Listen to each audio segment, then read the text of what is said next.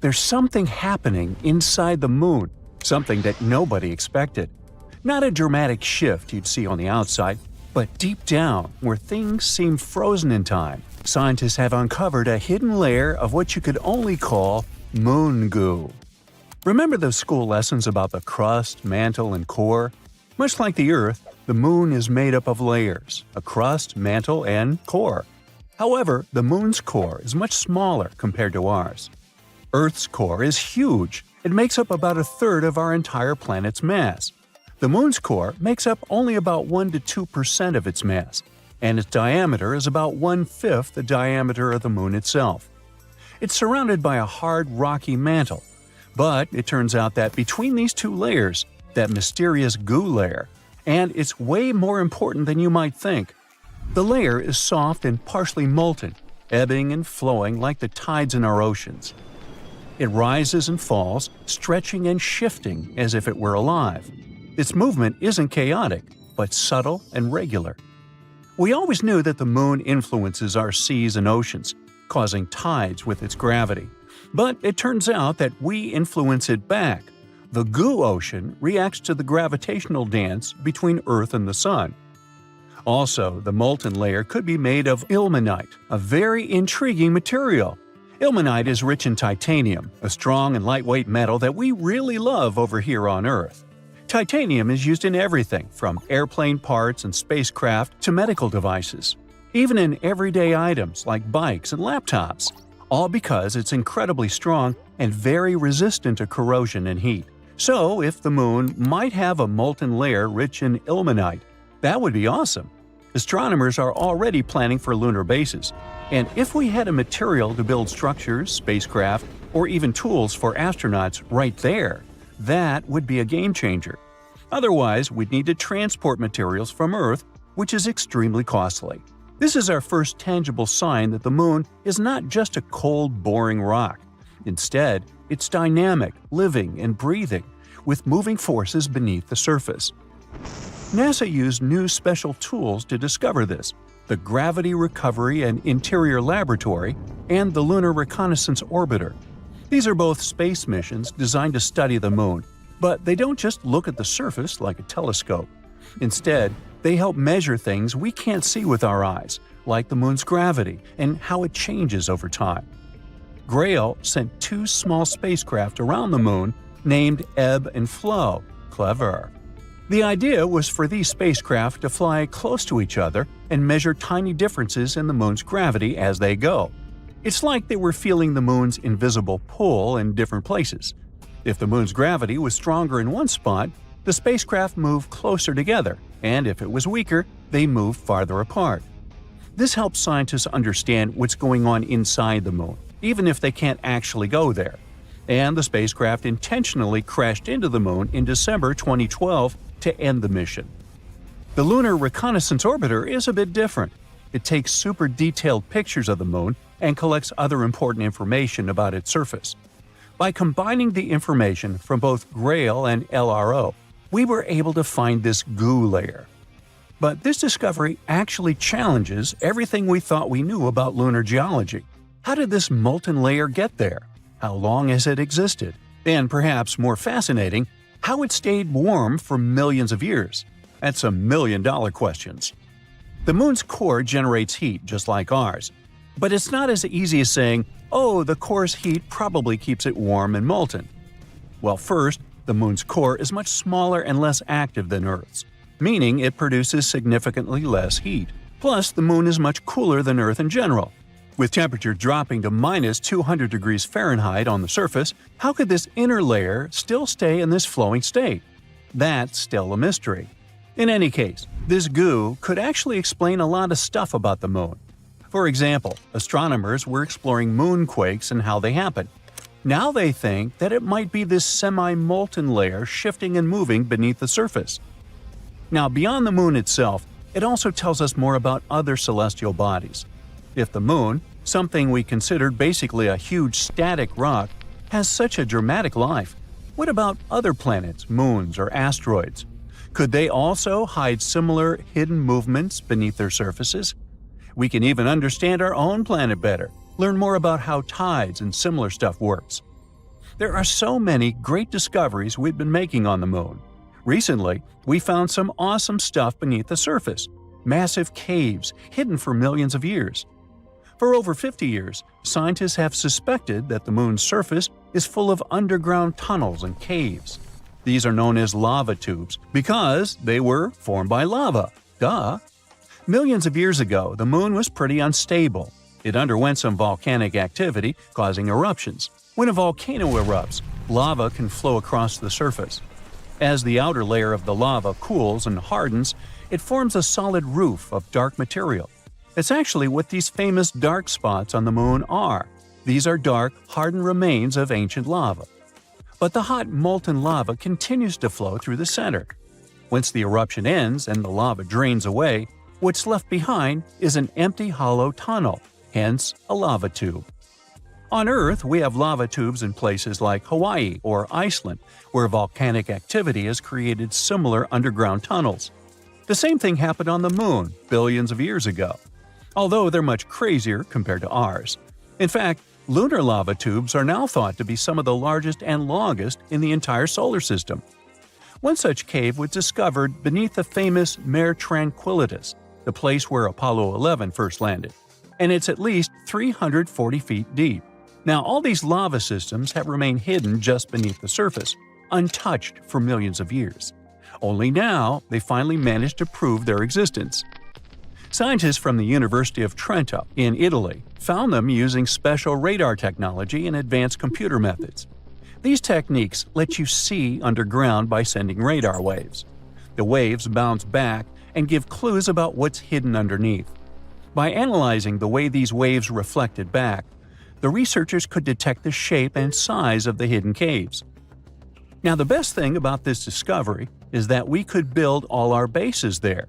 These caves protect from radiation, harsh winds, and meteoroids. NASA even found evidence that some of these caves stay at a steady 63 degrees Fahrenheit. That's some crazy coziness for the moon. And on top of that, there could even be some water there. So humans could take shelter inside these natural tunnels and build entire colonies on the moon. And I know what you're thinking. Could unexpected lunar monsters hide deep in those caves? Well, sure. There's a huge potential for exploring these caves and finding some awesome stuff. But even if we manage to find a miracle, like small life or microbial organisms, there's a 99% chance that there won't be actual animals or monsters. It would just be impossible for them to develop in such conditions. But it would make a great horror movie. Researchers want to send robots or drones to explore the tunnels first, and then see if they're safe enough for humans. And it's not just the US getting in on the action. China is also investigating the possibility of using these moon caves as a future base, showing that the race to explore and settle the moon is heating up. Technological progress does not stand still, and over the past decade, the resolution of images of the lunar surface has improved greatly. Many pits have been discovered on the surface, and some of them are really impressive in size. The largest are hundreds of feet deep. However, technology is not yet advanced enough for us to study the bottom of such pits in detail. That's why a recent discovery is surprising. It turns out that huge pits can extend deep into the rock of the moon. It's a groundbreaking discovery. Let's figure out why. So look at this giant underground cave. Leonardo Carrere and Lorenzo Bruzone from the University of Trento were thrilled to finally confirm the existence of such structures on the moon. They analyzed images taken by the mini RF instrument on board the Lunar Reconnaissance Orbiter in 2010. The original images didn't have excellent resolution, so the authors had to do a huge amount of work, using modern data analysis and modeling techniques. But first things first, why does it all matter so much? Well, instead of building homes on the surface of the moon, we might be able to live inside these natural caves. They could offer protection from dangerous things like harmful space radiation, extreme temperature swings, and even meteorites. According to planetary geologist Wes Patterson from Johns Hopkins, even though we'd still have to bring materials from Earth to make those caves habitable, using them would be a lot easier and cheaper than building bases on the surface. Based on the collected data, the cave is about 150 feet wide and up to 260 feet long, which is just a bit smaller than a football field. It's located in a deep pit called the Mare Tranquillitatis Pit, which likely formed when an ancient lava tube collapsed. Although the moon has no active volcanoes today, billions of years ago, its surface was covered with lava that flowed through valleys, carving out these tubes below the surface. Over time, some of the lava tubes became unstable and collapsed, creating pits like the one in question. NASA's Lunar Reconnaissance Orbiter, LRO, has already found more than 200 of such pits on the moon. It means there could be hundreds of hidden caves waiting to be explored on our satellite. When publishing their findings in Nature Astronomy, the researchers suggested that the caves could offer future astronauts a safe place to live and work, protecting them from the moon's extreme conditions. And extreme they are. One of the biggest challenges of living on the moon is its temperatures. The lunar surface gets extremely hot during the day, reaching about 250 degrees Fahrenheit, and then the temperature drops below minus 200 degrees Fahrenheit at night. But inside the caves, the temperature could stay much more consistent. A separate study done in 2022 used computer simulations to predict that some of those caves could maintain a comfortable temperature of about 63 degrees Fahrenheit. Much easier to manage, right? Unfortunately, getting to the caves won't be easy. The Mare Tranquillitatis cave is over 400 feet below the surface, at the bottom of a steep slope covered in loose debris. It would take some clever engineering to get up and down that slope. The options could be using jetpacks, a lunar elevator, or some other kind of technology. We must find a way to transport astronauts safely. There's also a lot more to discover. Radar technology could help scientists find even more caves and lava tubes on the moon. In the future, a spacecraft with higher resolution radar could even map the insides of the pits that LRO has already found. According to the researchers, this kind of complete survey could help them figure out the best locations for future lunar bases and other explorations. And there's another potential bonus. Those caves could contain water. Scientists have already found frozen water on the moon, under the surface, and in permanently shadowed craters. Tiny amounts are also scattered across the lunar dirt. Water is a critical resource for any moon base, and finding it in the caves could make the idea of living there even more realistic. All in all, this discovery could be a game changer for lunar exploration. Living in natural caves on the moon might be a more practical and safer option than building something on the surface. It could also bring us one step closer to making the moon a place where humans can live and work for the long term. There are a few theories about how the moon appeared in the sky, and recently a new idea has popped up. But before we discuss this newcomer, let's look at the most popular hypotheses of the moon's formation. The capture theory claims that Earth's natural satellite used to be a wandering body, something like a large asteroid. It had formed somewhere else in the solar system before it was captured by our planet's gravity when passing nearby. The accretion hypothesis suggests that the moon formed in orbit around Earth at the same time as our planet appeared in the darkness of the cosmos. Then, there's the fission theory that says that at one point in its development, Earth was spinning so fast that some of its material broke away and started to orbit the planet. And the giant impact theory, which is the most popular these days, claims that the moon formed during a collision between Earth and another hypothetical planet called Theia, which was way smaller, probably the size of Mars. The resulting debris collected in an orbit around Earth and formed the moon. And now, let's move to the new theory you've been patiently waiting for. According to it, our satellite might have formed immediately, in a matter of hours, after the collision between Earth and Theia. The material from the two planets was likely launched directly into Earth's orbit right after the impact. It formed the moon and left traces deep inside Earth. In previous scenarios, Theia's remains were thought to have been scattered all over space, mixing with just a bit of the material coming from our own planet. But then, why do we see such shocking similarities between the moon's and Earth's compositions? Could it be that Theia was isotonically and chemically similar to Earth? Unlikely. But according to the new theory, more material from Earth was used to create the moon, its outer layers in particular. It might explain this similarity in composition. One more theory also tries to explain this mysterious similarity, the synestia model. According to it, our satellite formed inside a swirl of vaporized rock left by the collision. But this theory can't explain the moon's current orbit. The new single-stage theory does offer us plausible explanations for both the similarities in composition and the orbit of the moon. It might also provide us with some answers to previously unsolved mysteries. Since this scenario puts the moon into a wider orbit and gives it an interior that is not fully molten, it can explain the satellite's tilted orbit and thin crust. In any case, to confirm one of these theories, we need to analyze future lunar samples that will be brought to Earth by NASA's upcoming Artemis missions. Scientists will be able to get their hands on some material from deeper beneath the moon's surface and compare if real data matches these simulated scenarios. In the past, the Apollo missions already brought back about 1/3 of a ton of rock and soil from our satellite. These samples showed that Earth and the moon had some remarkable chemical similarities. They could only suggest one thing.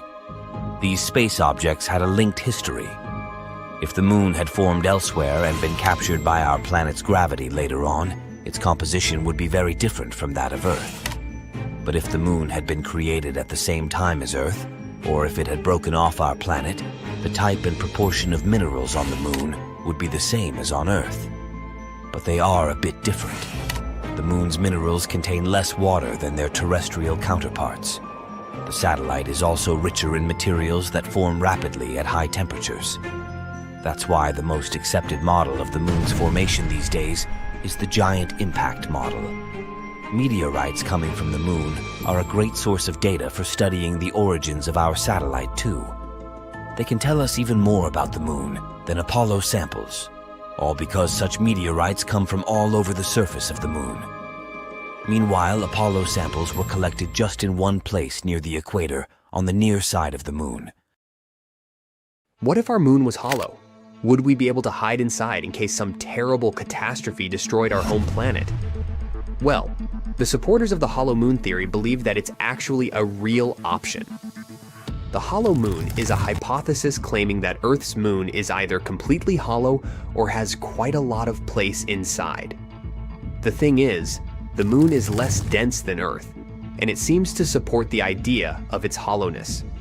But according to science, the reason is the fact that Earth's upper mantle and crust are less dense than the heavy iron core of our planet. Then, there's also the claim that the moon rings like a bell. For almost a decade, between 1969 and 1977, seismometers installed on the moon by the Apollo missions kept recording moonquakes. The moon was reported to be ringing like a bell during such quakes, especially shallow ones.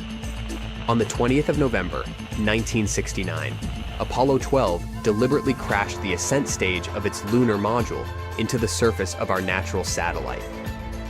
According to NASA, after that, the ringing continued for almost an hour. This made some people argue that the moon must be hollow like a bell. Later, lunar seismology researched those shallow moonquakes and showed that they acted differently than quakes on our planet, mostly due to differences in type, texture, and density of the lunar and Earth's rock layers. The speed of sound waves in solids is determined by the medium's compressibility and density. No one has ever found any evidence of a large empty space inside the moon. And still, in 1970, Michael Vasson and Alexander Sherbakov suggested a hypothesis that the moon could be a spaceship designed by mysterious extraterrestrial beings. In 1965, writer Isaac Asimov made an observation that added fuel to the fire of conspiracy theories. He marveled at the sheer astronomical accident that the moon fits so snugly over the sun during total eclipses. The sun's greater distance makes up for the incomparably larger size of the star. As a result, it seems to us that the moon and the sun are the same size. The author added that there was no astronomical reason why the sun and the moon should fit so well. So since the 1970s, conspiracy theorists have been quoting Asimov's words about solar eclipses as evidence of the artificial origin of the moon. Mainstream astronomers disagree with such an interpretation, saying that the angular diameters of the moon and the sun don't perfectly match during eclipses. They vary by several percent over time. Many other pieces of evidence confirm that the moon is a solid body that formed after a planetoid crashed into Earth. In the past, scientists thought that the moon appeared after our rapidly spinning planet got rid of a good chunk of its mass. This idea was suggested in 1879 by George Darwin, the son of the very Charles Darwin, the famous biologist. This theory remained popular until the Apollo missions. Then, in 1925, Austrian geologist Otto Ampferer offered another idea, that Earth and the Moon could have formed together from a primordial accretion disk, a rotating disk of dense gas and dust surrounding a young, newly formed star, and used to be a double system. The third theory stated that the Moon could have once been a planetoid caught by the gravity of our planet. The modern explanation usually involves the giant impact hypothesis. According to it, a Mars-sized space body hit Earth and created a debris ring around our planet. In the end, this ring gathered into a single natural satellite, our moon. But getting back to the hollow moon theory, at the moment, there's no scientific evidence to support this hypothesis. Seismic observations and other data indicate that the moon has a solid interior with several layers, a thin crust, quite extensive mantle, and a dense core. These days, the idea of the hollow moon is considered to be a conspiracy theory. Enceladus. Saturn's ocean-covered moon spews water into space non-stop. The liquid leaves the insides of the moon through fractures in its icy crust. In the mid-2000s, the Cassini spacecraft analyzed the composition of these jets and spotted molecules that included ammonia and carbon dioxide. Both compounds are crucial for the existence of life on Earth. But recently, scientists have made another analysis of the Cassini samples, and this study has revealed a great chemical diversity of Enceladus. It makes this small icy moon one of the top candidates for finding life in the solar system. In an attempt to find out the true chemical makeup of the moon, researchers at NASA examined the data collected in 2001 and 2012 again. All this information was gathered by NASA's Cassini-Huygens mission. It flew a spacecraft through the impressive water plumes of Saturn's moon many times. The samples were analyzed by a special instrument identifying compounds by their molecular weight. This instrument is called a mass spectrometer, and Cassini had one on board. The initial analysis showed that the jets contained 5 types of molecules: water, carbon dioxide, ammonia, methane, and molecular hydrogen. But later, experts spotted a few bigger and heavier compounds, including ethane and hydrogen cyanide, as well as traces of methanol. The initial Cassini analysis didn't show these compounds because the equipment on board the spacecraft wasn't capable of identifying them. That's why it came as a surprise that Saturn's small moons could be so chemically active and able to produce heavy molecules. Together with previously found components like water and ammonia, the newly discovered molecules might serve as fuel and building blocks for microbes, which in turn means that they could probably support an independent origin of life. It's one of the reasons why, after the discovery of its oceans, Enceladus has been one of the main targets in the search for extraterrestrial life. The molecules might be mixing together through the hydrothermal activity on the moon's seafloor, creating a habitable environment where life could appear.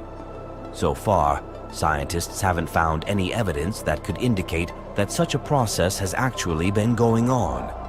Plus, no one knows yet how the erupting water makes its way through the icy shell of the moon. Still, the most recent findings might help ongoing and planned missions exploring other ocean worlds similar to Enceladus.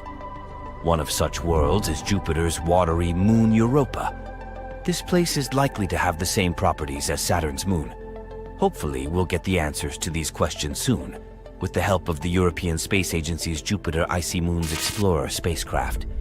At the moment, it's on its way to the Jupiter system. But then another question might arise. If we found the conditions where life can originate and even thrive, can't this fact already be proof of the existence of extraterrestrial life? Doesn't it mean that life must be abundant in the universe? Then why haven't we come across other species yet? The answers to this paradox vary from optimistic to downright terrifying.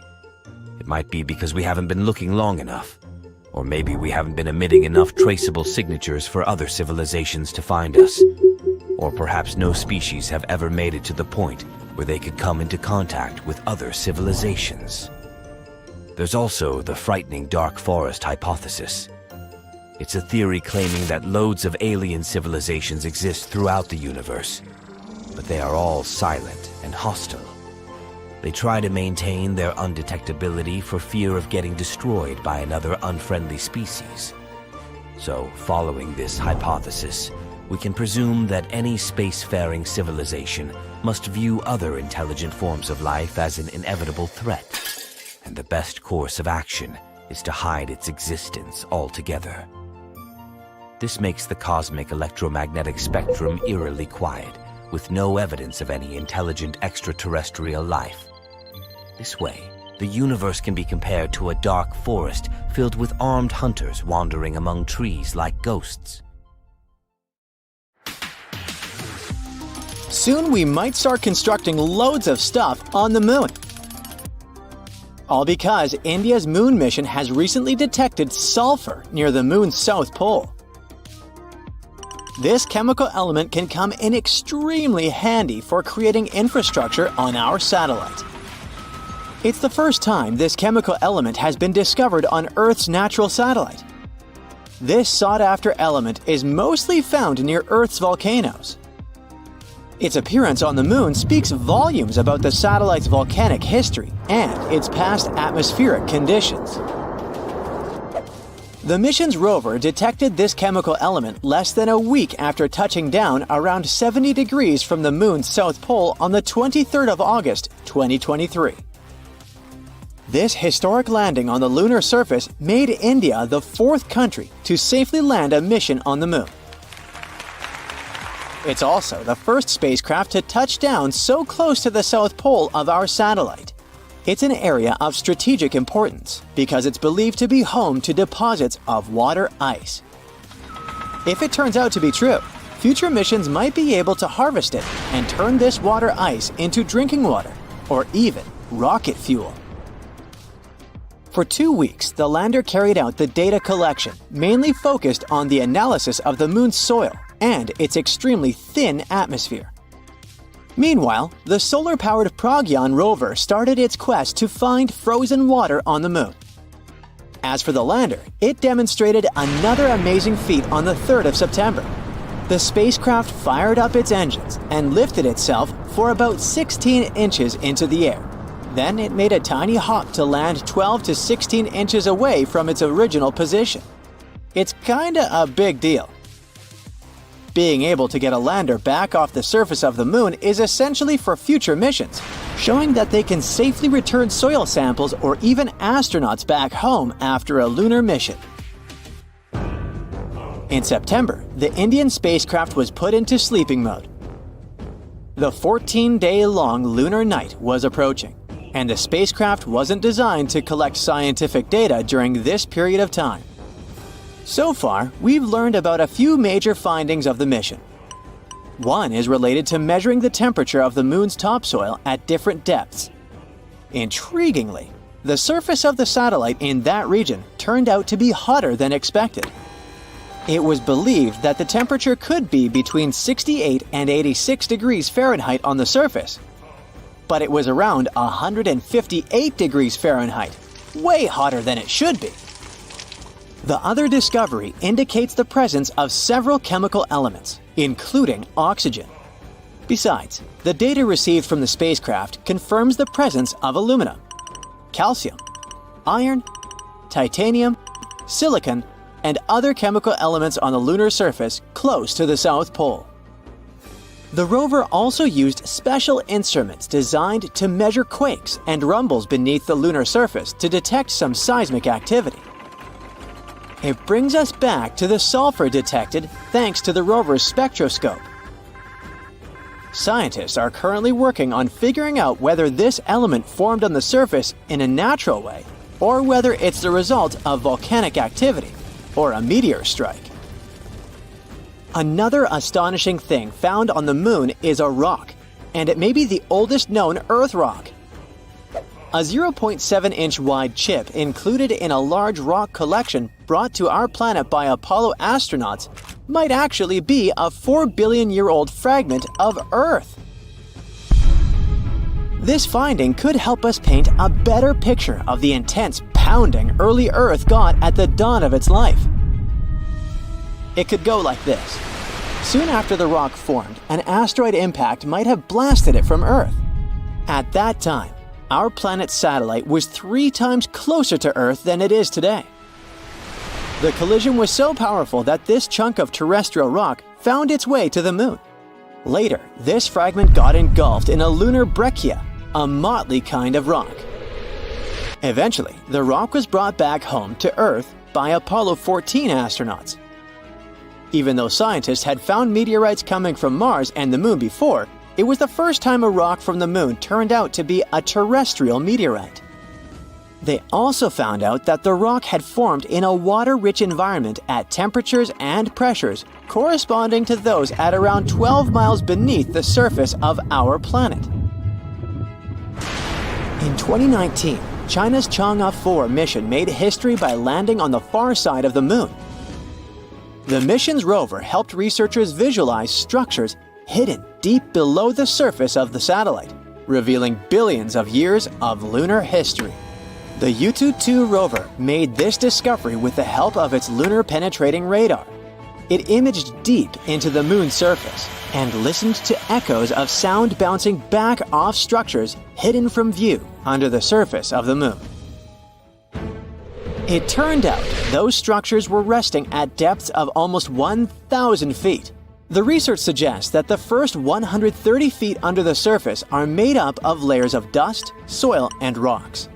The instruments also discovered a concealed crater that must have formed after a large object slammed into the Moon's surface. Long, long ago, ancient lava was likely to be flowing deep underground. Researchers believe that the broken rocks around the formation might be debris produced by the impact. They also found that the volcanic rock layers were thinner the closer they were to the surface. Such a thickness variation of lava flows might mean a decrease in the number and magnitude of eruptions over time. So, lunar volcanic activity gradually dwindled since the Moon's formation around 4.5 billion years ago. On the far side of the Moon, there is one of the largest and oldest impact craters in our solar system, the South Pole Aitken Basin. Unfortunately, from Earth, you can only see its outer rim, which looks like a huge chain of mountains. It's a ginormous 8-mile deep dent, stretching for more than 1,500 miles in diameter and covering 1/4 of the Moon's surface. Astronomers are sure that this crater appeared when an asteroid collided with the Moon around 4 billion years ago. And now, look at this gigantic chunk of metal the size of 4 states of Connecticut. As for its weight in pounds, it's enough to say that the number contains 18 zeros. This mysterious mass is hidden about 180 miles under the Moon's surface, somewhere in the middle of the South Pole Aitken Basin. It was discovered when GRAIL, which stands for NASA's Gravity Recovery and Interior Laboratory Mission, gathered data about our natural satellite. When examining this information, scientists noticed that in one place on the Moon's surface, there was a weird change in gravity. After researching this phenomenon, they concluded that something mysterious was weighing down the basin floor there. So far, researchers haven't figured out the origin of the bizarre lump, but there are several theories. One of them claims that the finding is a chunk of dense oxide, which appeared when the Moon was just taking its shape. At that time, the satellite was still covered with ancient oceans of magma, and the lump could be formed at the final stages of its cooling. However, most scientists support another theory, according to which the puzzling mass is part of the giant asteroid that once created the South Pole Aitken Basin. Since the thing is metallic, it's probably the iron-nickel core of the asteroid. There might be a labyrinth of lava tubes on the Moon. Not so long ago, astronomers received the results of underground topography and discovered a massive cave under the surface of Earth's satellite. It could be the result of the lunar volcanic activity that happened more than 3 billion years ago. Streams of lava hardened, creating a thick, hard crust on the outside. But inside, it kept flowing, melting the rock and creating tunnels and caves. Numerous small pits in the moon's surface discovered by NASA seem to be the openings to such lava tubes. If this theory is confirmed, the underground tunnels might serve not only as a convenient location for human-crewed space missions, but also as much-needed water sources for astronauts. Our moon exploration project started out in 1969. Sure, there have been some problems along the way, but astronomers are certain we'll get back up there pretty soon and with better knowledge and technology. However, there's an 800-year-old trick that might become way more useful than fancy GPS tech and powerful rockets. It's called the Fibonacci sphere. Some scientists at a Hungarian university stumbled upon this idea while studying the moon. They believe it might be useful to better understand how the moon spins and how it's a bit squished while it goes around Earth. You might believe that our planet and its satellite are these perfect little spheres floating in space. Well, that's not true. They are in fact like slightly deflated soccer balls because of all the gravity, rotating movements, and tides. The GPS technology we use here on Earth is already adapted to these less than perfect ball proportions. Remember, our planet is a bit flattened at its poles. If we're going to make a map system for the moon, we need to do the same for its shape, called a selenoid, or what scientists call the moon's version of our Earth's shape. Since the moon is less compressed than our planet, scientists have been taking a shortcut until now. They've been looking at our satellite as a simple ball shape. However, with all these new projects coming up in the following decades and even some exciting trips we might end up having on the moon, we need to be more precise. Scientists now believe we should get the real data and start drawing an accurate picture of the moon. Here's where the Fibonacci sphere comes in handy. It's a clever solution that's been used by mathematicians to spread points out evenly on a ball. Scientists recently used it to map around 100,000 spots on the moon using data previously collected by NASA. And what they found was crucial for our understanding of the moon's shape. For instance, we now know that our satellite's poles are about 0.3 miles closer to the center compared to the moon's equator. Sure, it might seem like a tiny detail, but if we adjust our GPS software accordingly before we land on the moon again, it might save us from getting lost up there. This level of math hasn't been done since the 60s for the moon, but we already know it works wonders here, at home, so it only makes scientists better prepared for future missions. This isn't the first time people have used Fibonacci's findings to come up with clever solutions. We've also seen it put to work in finance, agriculture, and in computer science. Let's see where it all came from. Legend has it that the Italian mathematician Fibonacci wasn't really that interested in mathematical sequences at first, but rather in rabbits? So, he came up with this interesting puzzle. What happens if you place a pair of rabbits in a certain space for a year? He also set some theoretical rules. For starters, all those bunnies come in boy-girl pairs, and they can start reproducing after just a month. Each month, each bunny pair adds one more pair of bunny offspring. The last rule was that all bunnies would be invincible for the year. Doing the math, he got this series of numbers. 1, 1, 2, 3, 5, 8, and so on. If you look at this series again, you'll notice that every number is the sum of the two before it. The first two, that's your starting bunny pair. Next, you'll see the number 2, which is the first pair and their first offspring pair. Word caught on about this interesting sequence, and math lovers began studying it more closely. They started seeing this pattern very often in nature, like in how leaves grow on a plant or how seeds arrange on sunflowers. There's even a little experiment you can do to check it out. Start by grabbing some paper and a pen. Try drawing the Fibonacci spiral. Start with a tiny circle, then go bigger and bigger using those Fibonacci numbers. The first circle should just be a tiny dot on the paper, or the equivalent of 0. Next circle, 1 unit. Another circle, still 1 unit. Keep it going and you'll see that the circles form this spiral pattern. Even as it continues to grow, it keeps its shape. You might have also stumbled upon the Fibonacci spiral as a symbol of hypnosis. In all fairness, there's little evidence you can confuse someone by making them stare into a spiral for a while. but its effects on our focus and our optic nerves can't be ignored. After you've stared at a spinning spiral, you might see how objects get smaller or bigger depending on the direction of the swirl. It's easy to understand why some experience this sensation as hypnotizing. This interesting series of numbers appears in our day-to-day lives, even if we don't notice it. It can also be used in more practical instances, like converting miles to kilometers. Let's look at the series 1, 2, 3, 5, 8, 13. Pick any two numbers side by side. Say 13 and 21. Do the calculations and you'll notice that 13 miles is about 21 kilometers. Same with 34 and 55. Music and math might not seem like they're connected. But if you had asked the great Mozart, he probably wouldn't have agreed. It seems he was very passionate about numbers from early on in his career. He loved finding cool number patterns in music, like some sort of hidden messages. His own sister even remembered him doodling math all the time, even on the sides of his music sheets.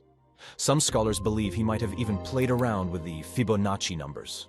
If that's really the case, then he might have used the ration to balance out parts of his tunes. What about other types of art? Well, it's also said that Leonardo da Vinci used the golden ratio in his masterpieces, like the Vitruvian Man and the Mona Lisa. Also, when it comes to great pieces of architecture, the Parthenon might have used this pattern too. Anytime you see buildings with columns spaced just right, you can be certain that's where the builders drew inspiration from. The Great Pyramid of Giza is another great example. There's no official record to prove it, but the pyramid's shape is so close to the golden ratio that it's kind of obvious. You'll also see this pattern appearing naturally in our environment. Go out in our garden and check to see if you have any pine cones lying around. See those scales? They're set up in a pattern according to the Fibonacci sphere. Even the bones in our body seem to be growing based on the same proportions. We've got one torso, one head, and one heart. Then there's stuff that comes in pairs. Our arms, legs, eyes, and ears, for instance. For the number 3, think about the composition of our limbs and the 3 main sections in our hand. The wrist part, the middle palm part, and our fingers, which are also split into 3, by the way. Oh, speaking of fingers, their bone lengths have this ratio too.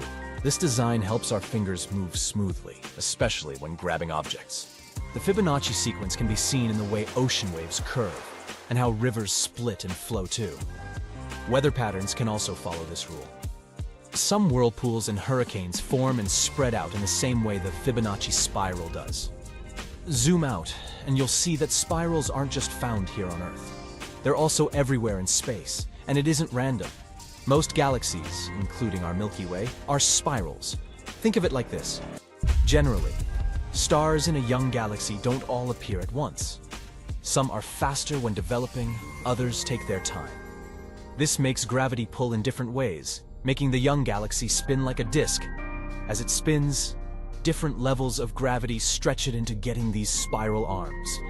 On the flip side, if all the stars in a young galaxy appear at the same time, gravity just smushes it all into an egg shape, or what the astronomers call elliptical. Neil Armstrong had been getting ready for his mission on the moon for over 3 years. To resist microgravity conditions, he had to learn how to walk sideways by being strapped and suspended at an angle in trying to walk along walls. His limits were tested through an intense diet and sleep regimen, since in space he would only have beef and vegetables, previously dehydrated and stuffed into a package. Back in the day, astronauts had to experience the desert, jungle, open sea, and Arctic survival training. These days it's a lot more structured. But back then, it was more of a let's drop this person in the middle of nowhere with no supplies and see if they make it.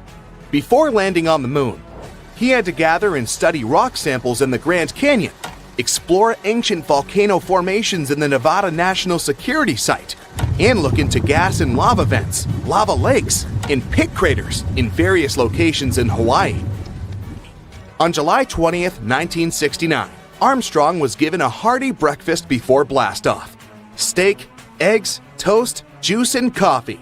He received what doctors call a low-residue meal, which means he wouldn't have to go to the bathroom soon after. It took him 109 hours and 42 minutes to reach the surface of the moon, in an area called the Sea of Tranquility. He had to travel 240,000 miles to get there. The crew could have gone for the Ocean of Storms or the Central Bay, but this place was chosen for landing because it had good visibility, was relatively smooth, and was easily reachable with as little propellant as possible. When he was at about 500 feet above the surface of the moon, Armstrong had to maneuver the spacecraft manually to make sure they wouldn't land in a dangerous crater. He continued to hover for about a minute and a half, moving it sideways until he felt comfortable to land. As soon as his device landed safely, he immediately radioed to Mission Control, located in Houston, Texas. The now famous message, "The Eagle has landed." Steadily, he went down the Lunar's module's ladder, while a television camera was attached to the craft to record his progress. The camera also transmitted the signal back to Earth, where hundreds of millions of people were anxiously waiting. At precisely 10:56 p.m. EDT on the same day, Armstrong placed his feet onto the lunar soil, saying, "It's one small step for man, one giant leap for mankind." The schedule said that the astronaut needed to sleep before the first moonwalk, but he chose to go outside earlier than planned, since he obviously couldn't sleep. If Armstrong had walked on the moon without special equipment to breathe, he would have smelled a weird odor, sort of musty and sulfuric. Still, he had the chance to smell it when he returned to the lunar module. The thing is, the dirt had clung to his feet, so the odor spread all over the cabin. He described it as wet fireplace ashes, or how the air smells after fireworks shows. Who would have thought you needed to pack a scented candle when going to the moon? Apart from the people that have since made it to the moon, no one ever got the chance to know precisely what the crew was smelling. Even during that first mission, when moon soil and rock samples were transported to labs in airtight containers, once they were opened back on Earth, surprisingly, the smell was gone. He also felt the surface of the moon to be fine and powdery, but said he had no difficulty in moving around. One other member of his crew joined him about 20 minutes later. The whole moonwalk took a little over 2 hours. During this time, Armstrong and his teammates set up various devices on the surface of our satellite. One was meant to precisely measure the exact distance from there to Earth, by timing how long it took for a laser beam to travel from Earth to the lunar surface and back. Another meant to measure moonquakes and potential meteor impacts, which leads us to the discovery that the moon was pretty alive after all. We know today that the largest moonquakes are much weaker than the largest earthquakes, though their movements can last for up to an hour, way longer than on Earth. They managed to gather somewhere around 50 pounds of rock and soil samples. They also snapped many photographs of the terrain, where they also planted a US flag. The astronaut even got the chance to catch up with President Richard Nixon, for less than a minute though. The final thing on the list for Armstrong was to go for a walk to what is now known as East Crater, 65 yards east of the lunar module.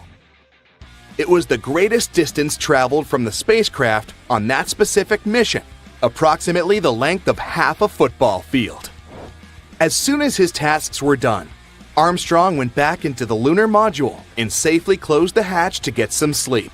While preparing for liftoff, Armstrong and his crew discovered that, because of their chunky spacesuits, they managed to break the ignition switch for the ascent engine. No big deal, they thought. So they used a part of a pen to push in the circuit breaker to start the launch sequence. At 1:54 p.m., the famous Eagle began to ascend. Apart from the scientific equipment installed on the surface of the moon, a plaque was also left there. It read, "Here, men from the planet Earth first set foot upon the moon, July 1969 AD. We came in peace for all mankind." Years later, Armstrong said that NASA limited their time on the moon because they didn't know how the spacesuits would handle the moon's extreme temperatures, as high as 260 degrees Fahrenheit during the day, to as low as 280 degrees Fahrenheit below zero at night. Things got a bit more complicated when Armstrong landed back on Earth, since he had been exposed to unknown space particles. The result? He and his team had to be placed in planetary protection quarantine on their return, as soon as their space capsule safely splashed down in the Pacific Ocean on July 24th. That specific quarantine for the Apollo 11 astronauts is one of the reasons why we have microwaves in our kitchens today. When they first returned from the moon, they initially spent their first few days in a mobile quarantine facility, or MQF. Sure, the MQF featured comfortable chairs, bunks, a toilet, and showers, but it didn't leave a lot of space for fancy cooking. Since there was no room for a standard oven or grill, and to also reduce the potential fires that might have occurred, NASA had to get creative. That's how the original countertop microwave oven was developed, to easily help astronauts get their meals without the hustle of a fully equipped kitchen. These days you can see that first microwave in a museum in Oakland, California. After returning to Earth, Armstrong claimed he would never reach for the stars again. But he didn't stop exploring though. Back in 1985, he joined a professional team of other greatest explorers to the North Pole. He was joined by mountaineer Edmund Hillary, aviator Steve Fawcett, and photographer Patrick Morrow, reaching the pole on April 6, 1985. Armstrong claimed he wanted to see what the Earth's icy pole looked like from the ground, since he had only seen it from the surface of the moon. The Apollo 11 mission was nevertheless unforgettable for Armstrong since. In 2015, the Smithsonian Institution uncovered that he had kept hidden a cloth bag full of small parts from the lunar module. It included his waist tether, some utility lights, and their brackets, an emergency wrench, and the optical sight that was mounted above Armstrong's window of the space module. It also contained the data acquisition camera that recorded the iconic footage of Armstrong taking his small step on the moon. Armstrong kept it to himself for many years, until his widow, Carol, eventually found it. He even kept it a secret from his official biographer, who had many times asked if he had kept any memorabilia from his famous mission. He didn't sneak those objects back on Earth, though. He just mentioned it to be a bunch of trash he wanted to bring back. Okay, I officially give up on the hope that the moon is made of cheese after all. Wow, not even Gouda. The shiny lunar ball, or a curved banana, or half of a coin, depending on what phase it's in, has different layers inside, just like Earth. One of these layers is called the inner core. About 20 years ago, scientists were observing how the moon rotates. Using that data, they concluded that it had a fluid outer core, but the inner core was hard to study, so they didn't know if it was solid like a rock or molten like a hot liquid. But things are clearer now. Astronomers have collected data from different missions, including the Apollo missions, where astronauts went to the moon and gathered information themselves. Plus, they've used a special technique called seismic data. This method is all about studying how sound waves move through things. Take earthquakes on our planet as an example. When an earthquake happens, it creates waves that travel through the ground. Scientists can detect and analyze these waves to learn more about Earth's interior. The same idea can apply to other objects in our solar system, or planets, or, in this case, the moon. When quakes or moonquakes happen, they generate sound waves, and by carefully listening to and studying these waves, scientists can create a detailed map of what's inside the object. They can figure out things like different layers, what they're made of, and how they're arranged. To check the moon's deep interior, scientists also use something called laser ranging. This method measures the distance between the surface of the Earth and the moon very precisely. And ta-da! Our natural satellite's inner core is a dense, solid ball made of iron, just like Earth's. It's about 310 miles wide, which is nearly 15% the size of the entire moon. Researchers also have stumbled upon evidence that supports the theory that the layer between the moon's surface and its core, called the mantle, has been moving around as the moon evolved over time. This movement is something we call lunar mantle overturn, and it could explain why we find elements rich in iron on the lunar surface. mantle material ends up being carried upward, and the volcanic rock remains in the moon's crust. Some of the materials in this rock were too dense, like me, so they just sank back through the lighter crust material all the way to the core mantle boundary. It's like a cycle where the moon's mantle material goes up during volcanic activity, carries iron-rich elements to the surface, and then sinks back down. There's another mystery scientists have been trying to solve: what caused the moon's magnetic field to weaken and nearly disappear over time? It seems that now that we know about the iron core and the global mantle overturn, we might get some more answers about the moon's magnetic field. Knowing what the inner core is like can help us better understand the moon's history as well as the history of our entire solar system. Now, one of the theories that's widely accepted about the origin of the moon says there was a massive collision between Earth, in its early stages, and another mysterious object in our solar system. It's called the Large Impact Theory, and this collision was so strong it ripped off a big chunk of the primitive molten Earth. I mean, not so big compared to what's left. If you put a US nickel next to a green pea, you get a good idea of how big our planet is compared to the moon. Now, this chunk was set into orbit around our planet, and this might have happened about 95 million years after our solar system formed.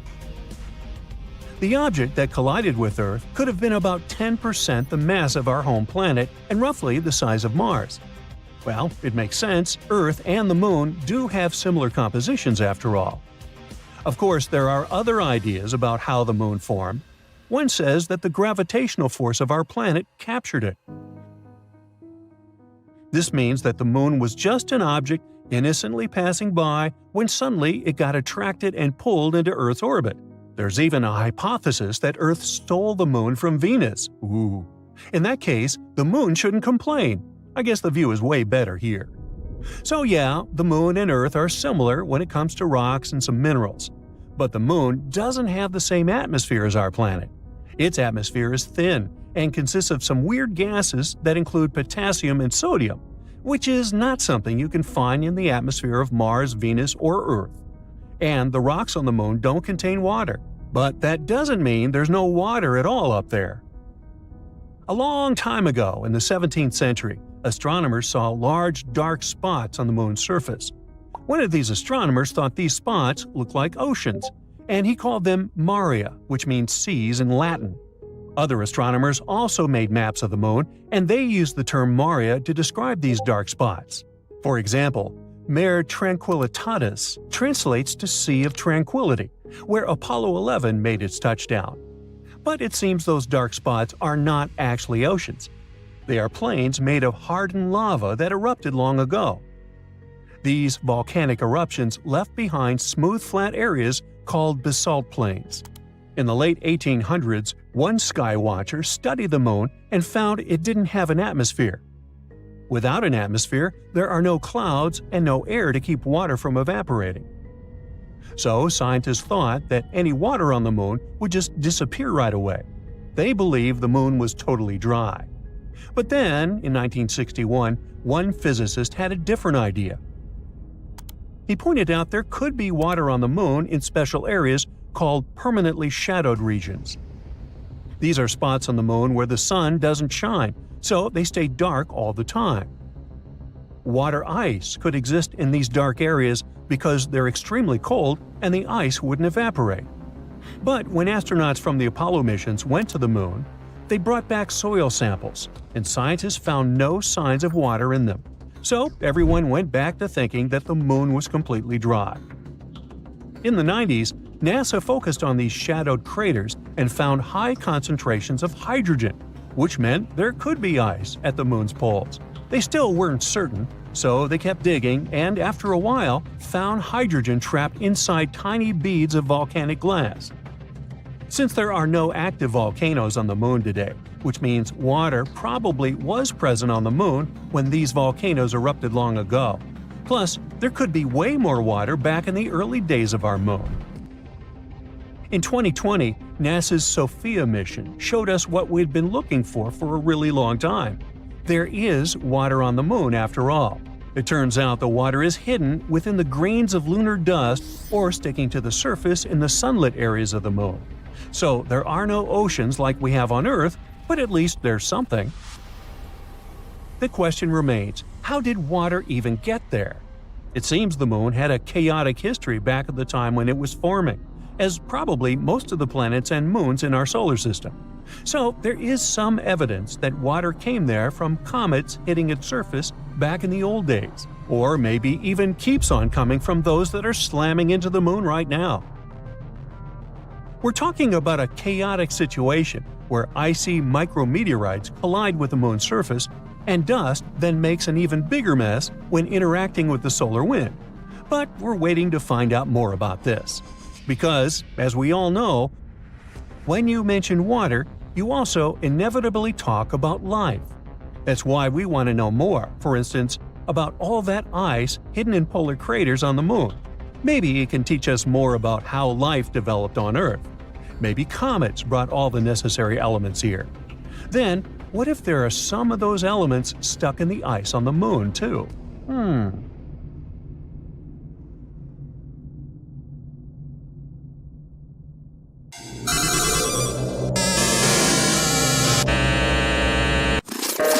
About a century ago, people envisioned the 21st century as a time filled with quirky inventions. They weren't far off the mark. We're now one step closer to establishing an actual settlement on the moon. Before we can create a new home up, we need to find a way to stay connected, beyond just transportation and shipping. Being able to send a simple text, even something as casual as, "Hey, how are you?" is essential. We can't move to the moon if we're cut off from Earth. Let me spill some tea. A lunar 4G network is currently being developed. The company leading this initiative is none other than Nokia's Bell Labs. The company, bought by the world-famous Finnish company that started out as a paper mill in the 19th century and later ventured into the cell phone industry, creating iconic devices long before Apple launched its first phone. Once the network is completed, it will be loaded onto a lander, deployed, and connected using specialized radio equipment. But don't think this is just a fun experiment. It has significant purposes. The Lunar Outpost rover, one of the vehicles involved in this mission, will thoroughly explore an area known as the Shackleton Connecting Ridge. Another rover, the Micronova, will investigate a lunar crater in search of ice. When they discover ice and capture images, this information will be first transmitted to the lander and then relayed to Earth, an unprecedented achievement in history. Moreover, the importance of a reliable phone connection cannot be overstated.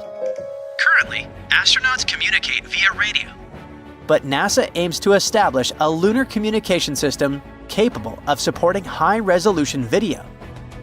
Effective communication during space missions is as crucial as food and water, and with this new lunar 4G technology, video calls on the moon could soon become a reality.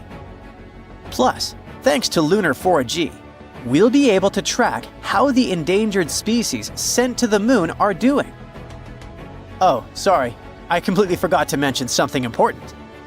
As more species edge closer to extinction today, scientists are collecting samples from animals, plants, and other organisms to store in biorepositories around the globe. Unfortunately, the conditions on Earth are far from ideal for these modern-day Noah's Arks. Hence, the decision to build 1 or 2 vaults on the moon makes perfect sense. On the moon, there's a permanently shadowed region at its south pole. It may seem like a fortunate coincidence, but some lunar craters may meet the criterion of temperature, -320 degrees Fahrenheit, which is precisely what we need for long-term self-storage. Initially, the plan was to construct the vault in lava tubes that run beneath the moon's surface, but that would have posed significant risks. This design requires a special solar-powered cooling system, and any accidental loss of power could be catastrophic, resulting in the destruction of all the samples. However, if we built it in a forever frozen shadowed area, the vault wouldn't need any energy or human maintenance. Bingo!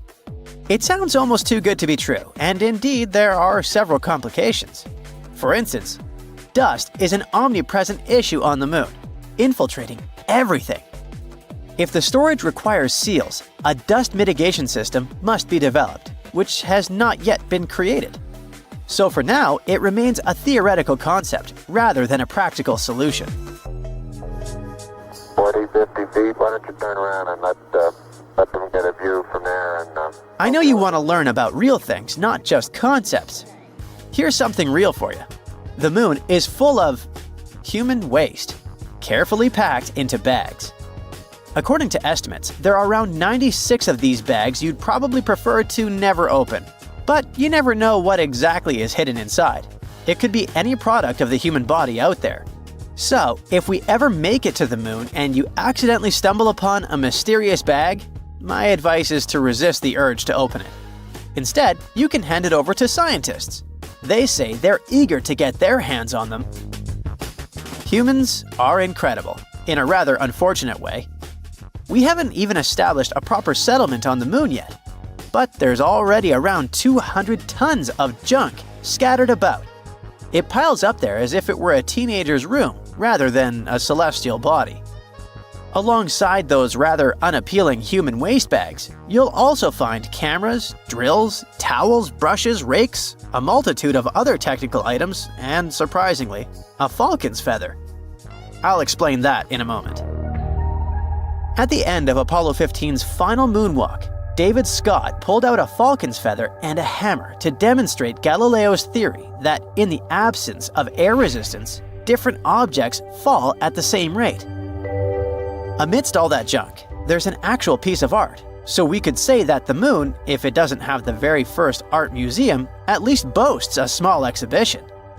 The crew of Apollo 15 took a 3.5-inch tall aluminum figure to the moon. Created by a Belgian artist, it's called the Fallen Astronaut, and it was laid on its side with a plaque listing the names of astronauts and cosmonauts who contributed to exploration. But the list of odd objects on the moon doesn't end there. If you ever find yourself in need of cash, you can find it on the moon, since a stack of $2 bills was simply forgotten there.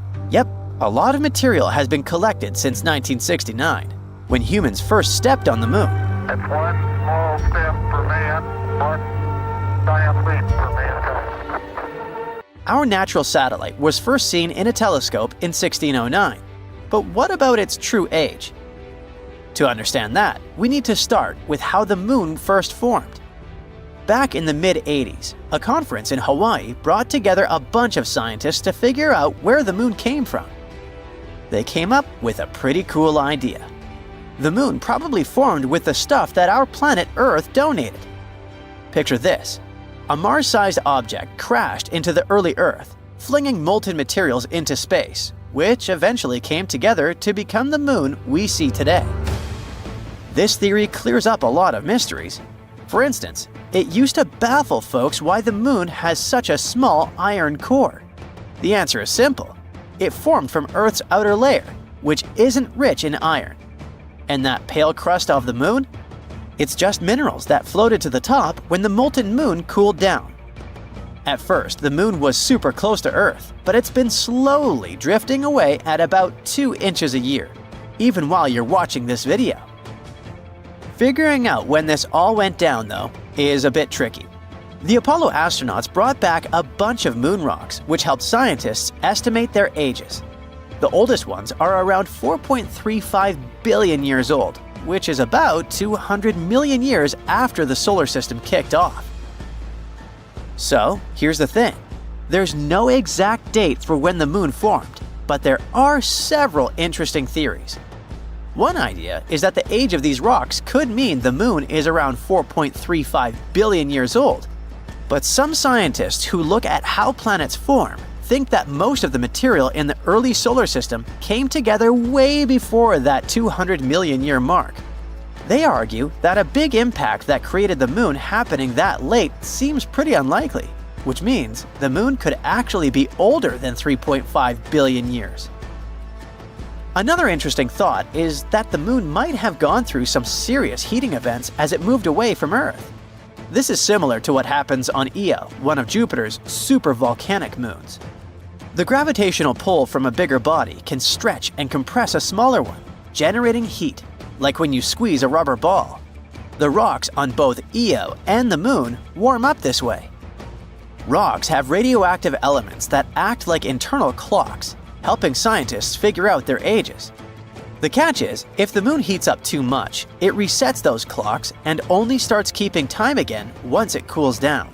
So those rocks that are about 4.35 billion years old might not actually mark the Moon's birthday. They could just indicate a time of tidal heating. This suggests, once again, that the Moon had to have formed even earlier than that.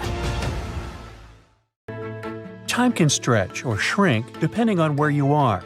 Climb to the top of an extremely high mountain, and time will pass a teeny tiny bit faster than if you were down in a valley. That's all because of gravity and how it affects time. We hardly notice it in our everyday life, but for scientists and space agencies preparing to send people to the Moon, these minuscule differences in time really do matter. We'll get to answer the why question a bit later. Right now, a new space race is underway. Many countries want to establish long-term bases on the Moon. With humans up there, things like reliable timekeeping become crucial. The thing is, the Moon doesn't operate on Earth's time. A day on the Moon runs slightly faster than a day on Earth. The difference is about 56 microseconds, and it seems insignificant. But over time, even such a difference can add up, creating bigger issues. So, to keep lunar missions running smoothly and prevent things from drifting out of sync, NASA and scientists around the world are now dealing with a tricky challenge: creating an entirely new lunar timescale. NASA is supposed to start using it by 2026. It's the same year they hope to send astronauts back to the Moon for the first time in 50 years. But this new timescale is not just a Moon time zone. It's actually an entire system that will adjust for the Moon's faster time and keep everything synchronized with Earth's time systems. Only in this case will missions be able to run smoothly. You see, on Earth our timekeeping is already surprisingly complicated. It might seem like time should be a straightforward concept, but keeping accurate time is actually a precise science, especially when you consider how much timekeeping affects our daily lives. So, to keep global time coordinated, scientists rely on something called Coordinated Universal Time, also known as UTC. This global time standard is based on ultra-precise atomic clocks that scientists place in separate locations all over the world. Atomic clocks are cool because they measure time based on the consistent vibrations of atoms, so they're super stable and accurate. This helps scientists make sure UTC is the same for everyone everywhere. These atomic clocks also take into account that time moves slightly more slowly the closer you are to the center of our planet. So, atomic clocks positioned closer to the Earth's surface tick a bit more slowly due to stronger gravitational pull. This effect, explained by Einstein's theory of relativity, happens because gravity affects time. By spreading atomic clocks across different elevations, scientists average out all the tiny time differences caused by gravity. Also, for precise timekeeping, scientists occasionally add leap seconds to account for the small natural changes in Earth's rotation speed. It sounds pretty technical, but this process of keeping everyone on the same time helps make the modern world function. After all, precise timing is crucial for global trading, GPS navigation, and even internet communications. But time on the Moon works differently. Our natural satellite has a weaker gravitational field than Earth. That's why clocks on the Moon tick a bit faster. This difference means that lunar clocks are very likely to slowly drift away from Earth clocks if there's no correction. It can lead to big problems when astronauts need to keep in close contact with Earth or navigate around the lunar surface. NASA's solution is something called a lunar timescale. Scientists aren't going to adjust Moon clocks to match Earth exactly. Instead, they want to establish a unique system that measures lunar time accurately, but is also easy to convert back to Earth time. Think of it as creating a whole new framework just for the Moon. To make this lunar time system work, NASA is cooperating with international colleagues like the European Space Agency. Together, they're setting up what they call LunaNet. This lunar network will be a bit like the internet for the moon. It'll make sure all the lunar clocks work together and align with Earth-based time. Just like how atomic clocks around the world coordinate for UTC on Earth, clocks on the moon will be part of this larger LunaNet network. Now, scientists are pretty experienced when it comes to managing time in space. Global Positioning System satellites, which orbit Earth about 12,550 miles high, have atomic clocks on board. These clocks tick faster than clocks on the Earth's surface because they're quite far away from Earth's gravitational pull. But then, how does GPS navigation stay accurate? It's because scientists have figured out ways to slow those clocks down to match Earth's time. This experience with GPS clocks is a great base for what scientists need to do on the moon. In some ways, it might be even easier than managing GPS. Scientists can work with lunar clocks as they naturally are, instead of needing to adjust them to sync perfectly with Earth. By setting up accurate lunar time from the start, scientists hope to avoid some of the complications of managing GPS satellites. And now, here's the interesting part, or maybe more interesting. To keep lunar timekeeping a reality, NASA and its partners want to set up clocks both on the lunar surface and on satellites orbiting the moon. Some of these clocks will be long-lasting atomic clocks, and others will be crystal oscillators. Those offer stability over short time periods. Together, these clocks will create a network that scientists will be able to rely on. Meanwhile, atomic clocks for space don't come cheap. They can cost a staggering few $1 million each. Luckily, crystal oscillators are more affordable, but they don't stay accurate over long periods. Once those clocks are set up, they'll work together as part of LunaNet, which will be NASA's framework for everything related to moon-based time and data networks. LunaNet will act like an internet for lunar operations. Different space agencies will contribute to it, like how internet service providers work for us on Earth. But there's another set of challenges, and it's connected with the moon's rotation. Firstly, a day on the moon lasts much longer than a day on our planet because it takes the moon about 28 Earth days to make a full rotation. Plus, the moon's equator experiences about 14 days of sunlight, followed by 14 days of darkness, unlike Earth's regular day-night cycle. And at the moon's south pole, where NASA is going to establish future lunar missions, there are areas that stay lit or in shadow permanently. It might make it harder for astronauts to keep track of time. NASA and its partners hope to involve more countries in this project through international organizations, like the International Astronomical Union. The idea is to get as many countries as possible on board with the lunar timescale, so that everyone exploring the moon is on the same page. Now, another really exciting thing about all this is that figuring out lunar time could help other future space missions, like trips to Mars. The experience and knowledge we'll get from setting up a lunar timescale are likely to serve as a blueprint for managing time on even farther planets. That's one of the reasons why scientists are taking this lunar project so seriously. As for astronauts living on the moon, a consistent, reliable time system will be essential, not just for navigation, but for everything from scientific experiments to day-to-day activities. NASA's Lunar Time Project is truly groundbreaking. It's the first step toward managing time as humans expand farther into space. And if they get it right, it'll mean that future astronauts won't just have Earth time to guide them. They'll also have a moon time, and even, one day, a Mars time too. Precise timekeeping matters both for the sake of scientifically understanding the passage of time on the moon and for setting up all the infrastructure necessary to carry out missions. Scientists are also eager to create a timescale from scratch because they can take everything they've learned about timekeeping on Earth and apply it to a new system on the moon. Well, I'm out of time, so bye! How about playing golf? Not on Earth, but on the moon.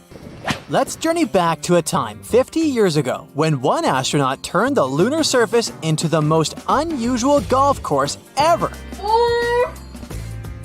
Any golfer will tell you how tricky it is to avoid sand traps, but picture Alan Shepard, a NASA astronaut dealing with an entire surface that feels like super fine powder.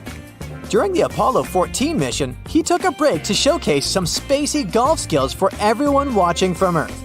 After his first shot, he excitedly made another. For him, it seemed the ball went forever and ever. Let's dial back to reality for a moment. Thanks to the research by the United States Golf Association, or USGA, we've got some numbers. They found that Allen's first moon ball traveled 24 yards, and his second stretched for 40 yards. Now, how does that compare to the average golf shots back here? In regular gravity, one usually swings to about 216 yards. Just goes to show, while we've upgraded our golf game on Earth with tech and training, the moon's low-gravity playground is a different environment altogether. Now, let's give Allen some props. Moon golf? Not as simple as you might think. His club wasn't one from your local sports store. It was a makeshift one. A moon sample collector with a club head stuck to it. Add to that the bulky spacesuit he had on.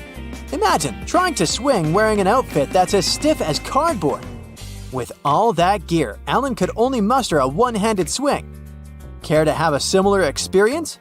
Well, you might not be able to play golf on the moon anytime soon, but you can give it a shot underwater. Some say the conditions are similar. Here's where it gets even more interesting. The USGA didn't just take Allen's word on where the balls landed. They wanted to investigate. For starters, they used ultra-clear footage of the Apollo 14 mission. They also used some sharp images from NASA's special moon camera, launched in 2009. Using this imagery, they mapped out the journey of those two golf balls. Allen loved his unique golf club so much, he wanted to bring it back home. No big deal, right? Well, you see, in those days, astronauts would leave behind unnecessary items to make space for moon rocks. But not this club. So during the 70s, this interstellar golf club found a new home at the USGA Museum in New Jersey. Unlike regular golf clubs, this one had a twist. It was crafted from aluminum and Teflon. It was built to fold and fit snugly within the tight spaces of the lunar lander. How did this whole moon golf idea even pop up? Well, in 1970, golf legend Bob Hope paid a visit to NASA. Inspired by Hope's love for golf, an idea came into Shepard's head: moon golf. To turn his dream into reality, he collaborated with a golf professional and NASA's tech specialists. Together, they crafted a club that met NASA's strict safety norms. But hey, Allen didn't want this to be just a surprise stunt. Remember, traveling to the moon required very strict protocols. They couldn't just randomly have a picnic up there, you know? So, Allen made sure NASA officials agreed with this impromptu game of golf. They were initially skeptical, but eventually gave the green light after Allen passionately laid out his plan. He also promised he'd start playing if everything went smoothly on the mission. Determined to make it perfect, Allen prepped like a champ. The story goes that he'd put on his hefty spacesuit and sneak off to secret spots so he could practice. Decades later, he'd still be reflecting on his lunar escapade. He was the only golfer to ever swing on the moon. It's not just golf balls that astronauts left behind on their trips. There were actually a lot of objects left on the moon between 1969 and 1972, the year of the last moon landing. Each time you gaze up at the moon, remember that there's a cute family photo up there, some huge science gadgets, a small statue, a bunch of, well, human waste bags, and yes, some American flags. Years have passed by, and yes, technically those items are still hanging out there, though they've probably seen better days because of the harsh conditions on the moon. Some items had a special place in the astronauts' hearts and were meant to stay on the moon. But hey, leaving some stuff behind also meant they could bring back moon samples. You know the feeling. It's like when you need to make room in your suitcase for souvenirs when you're finishing a vacation. Does NASA have a complete list of things they left on the moon? Well, not really. In fact, one team tried to create a record of some of the items and reached an amazing list of 106 left there from the Apollo 11 mission alone. And that's not counting Neil Armstrong and Buzz Aldrin's famous footprints. The largest items at each landing site were mostly the science-y stuff, like pieces of their lunar module and experiments to study the moon in depth. Then there were some beautiful tokens, like Apollo 11's plaque and a special disc with messages from leaders around the world. Some say the astronauts also took medals to remember some heroic cosmonauts, and they even left a gold olive branch, an age-old symbol of peace. Now, later moon missions had a little more fun, like Alan Shepard did with his golf game. But the award for the most heartwarming moment goes to Charlie Duke. During the Apollo 16 mission, he left a picture of his family up there. It's like he wanted them to be a part of the adventure. Although, a heads up, those photos probably didn't age well because of the moon's high exposure to the sun's radiation. There might just be an art museum up there on our satellite too. Let me explain. There is this tiny little art piece called the Moon Museum. It's a ceramic chip about the size of your nail, and it was crafted by an artist named Forrest Myers. This tiny object showcases miniature artworks from 6 talented people. Among them are even the famous Andy Warhol, the same artist known for his iconic soup cans and celebrity portraits. Forrest Myers said he wanted his mini museum to be on the moon, but there was a problem. NASA officials weren't exactly on board with the idea. However, Myers shared with the press that he handed over this art chip to an engineer working on the Apollo 12 mission. According to Myers, this engineer secretly tucked the Moon Museum onto a leg of the lunar lander. In case you haven't figured it out yet, these lunar landers don't come back to Earth after their mission. Take this with a grain of salt though, as NASA has never confirmed this story. You might wonder, why did they leave all these things? Sometimes it was about making a statement. Other times, it was purely practical. At one point, it was mentioned that during the Apollo 11 mission, for example, a decision needed to be made. The astronauts had to quickly figure out what was essential for their trip back home. They ended up creating a cleanup spot, tossing away things they didn't need anymore. Leaving things behind on the moon isn't that different from how we leave things behind on Earth, just like archaeologists study our ancient leftovers to learn about our ancestors. The stuff on the moon gives us insights about those incredible lunar missions. Some things they left had done their job, like the pole for the flag or the camera they used to broadcast those steps on the moon. Even the tools astronauts used to collect samples were left because they had more precious cargo to bring back – moon rocks. When it comes to the current state of all these items, scientists are not entirely sure. We do know that NASA's Moon Observer has spotted some of their shadows. They're still up there. The official gear was built to resist, so it might behave a bit better. But those personal items? They've probably seen better days. The space crew had been getting ready for the launch for over 3 years. The preparations for landing on the strange planet included gathering and studying rock samples in the Grand Canyon, exploring ancient volcano formations in the Nevada National Security Site, and looking into gas and lava vents, lava lakes, and pit craters in various locations in Hawaii. To be able to resist microgravity conditions, they learned how to walk obliquely by being strapped and suspended sideways and trying to move along walls. They had to test their limits through intensive diet and sleep regimens to make sure they'd be safe in outer space. It took them 3 days, 3 hours, and 49 minutes to reach the surface of this new world in a place called the Sea of Tranquility. They could have gone for the Ocean of Storms or the Central Bay, but they chose this place to land because it had good visibility and it was relatively smooth and easily reachable with as little propellant as possible.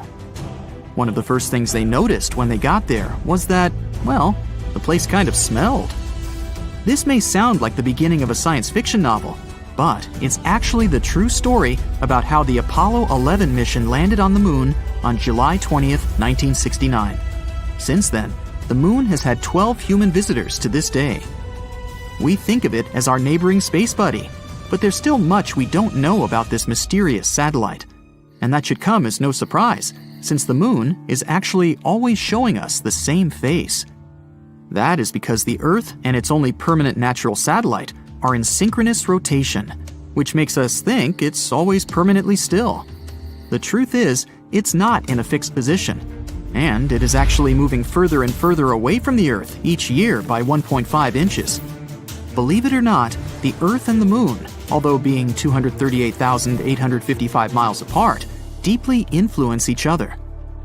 While the moon is partially responsible for the tides of the seas and oceans on our planet's surface, our Earth is actually to blame for movement on the moon. They're called moonquakes, and they last way longer than earthquakes, some of them up to half an hour. It may look perfectly round to us on a warm summer's night, but the moon is actually oval. The lemon-like shape is caused by the Earth's gravitational pull. Our moon features more than footprints when it comes to traces of humans. In 1969, American astronauts left many objects on the surface of our satellite, such as 2 golf balls, a drawing by famous artist Andy Warhol, and a message from Queen Elizabeth II herself. One of the last people to walk on the moon to this day, an astronaut named Eugene Cernan, scribbled his daughter's initials on the moon's surface in 1972. Since it appears there's no wind or any other type of weather change there, the letters TDC could remain there permanently. It's actually possible to be allergic to the moon. Harrison Jack Schmitt, an astronaut from the Apollo 17 mission, spent some time in a valley in the Sea of Serenity, then climbed back into the crew's lunar module, but had some moon dust on him. Just as he removed his spacesuit, he got red eyes, sneezing fits, and other allergic reactions that lasted 2 hours. Since it's so close to us, we've established that the moon has a time zone of its own. We call it the Lunar Standard Time, but it doesn't correspond to time on Earth.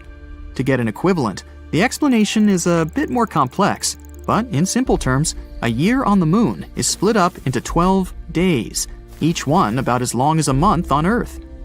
Each one of these days got its name after a different astronaut who has walked on the moon. The start date of this calendar coincides with the moment Neil Armstrong walked on the moon. So, the Lunar Year 1, Day 1, began on July 21st, 1969 at 2:56:15 Universal Time. Since the moon has a very thin atmosphere, it has some pretty crazy temperatures, both hot and cold. They can go up to 200 degrees Fahrenheit.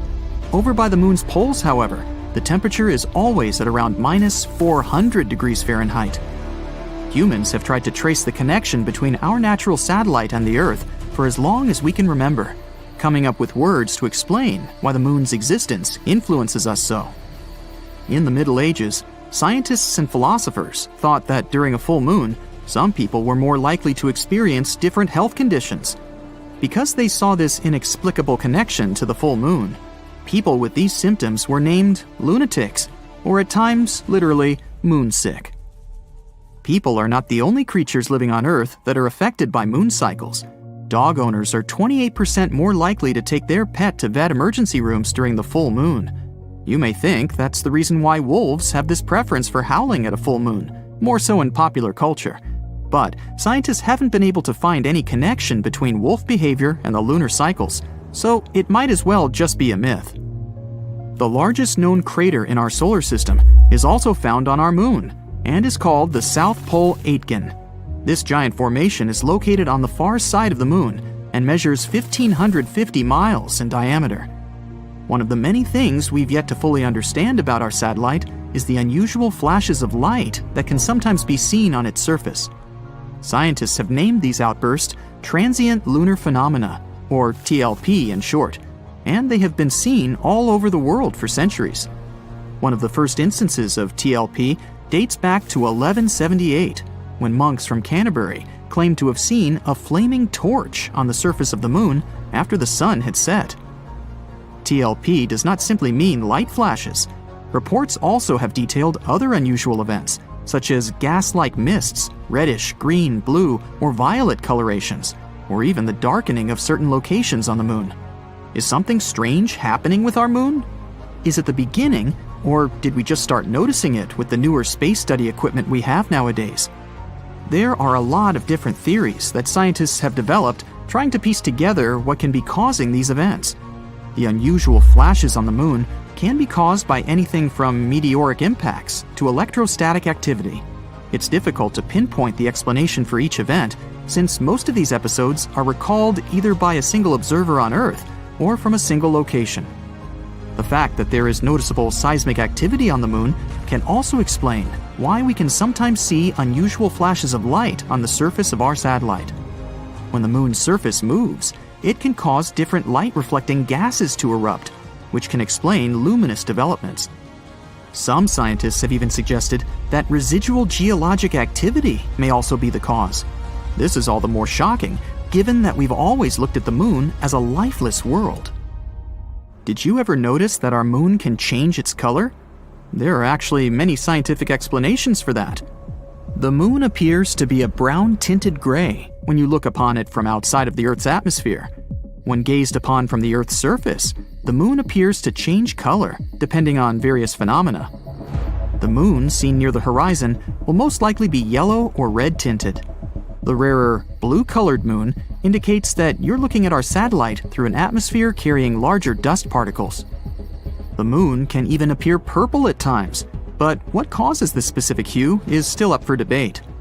The fact that we don't know exactly if or how much water there is on the moon's surface is not the main reason why we aren't already building houses up there.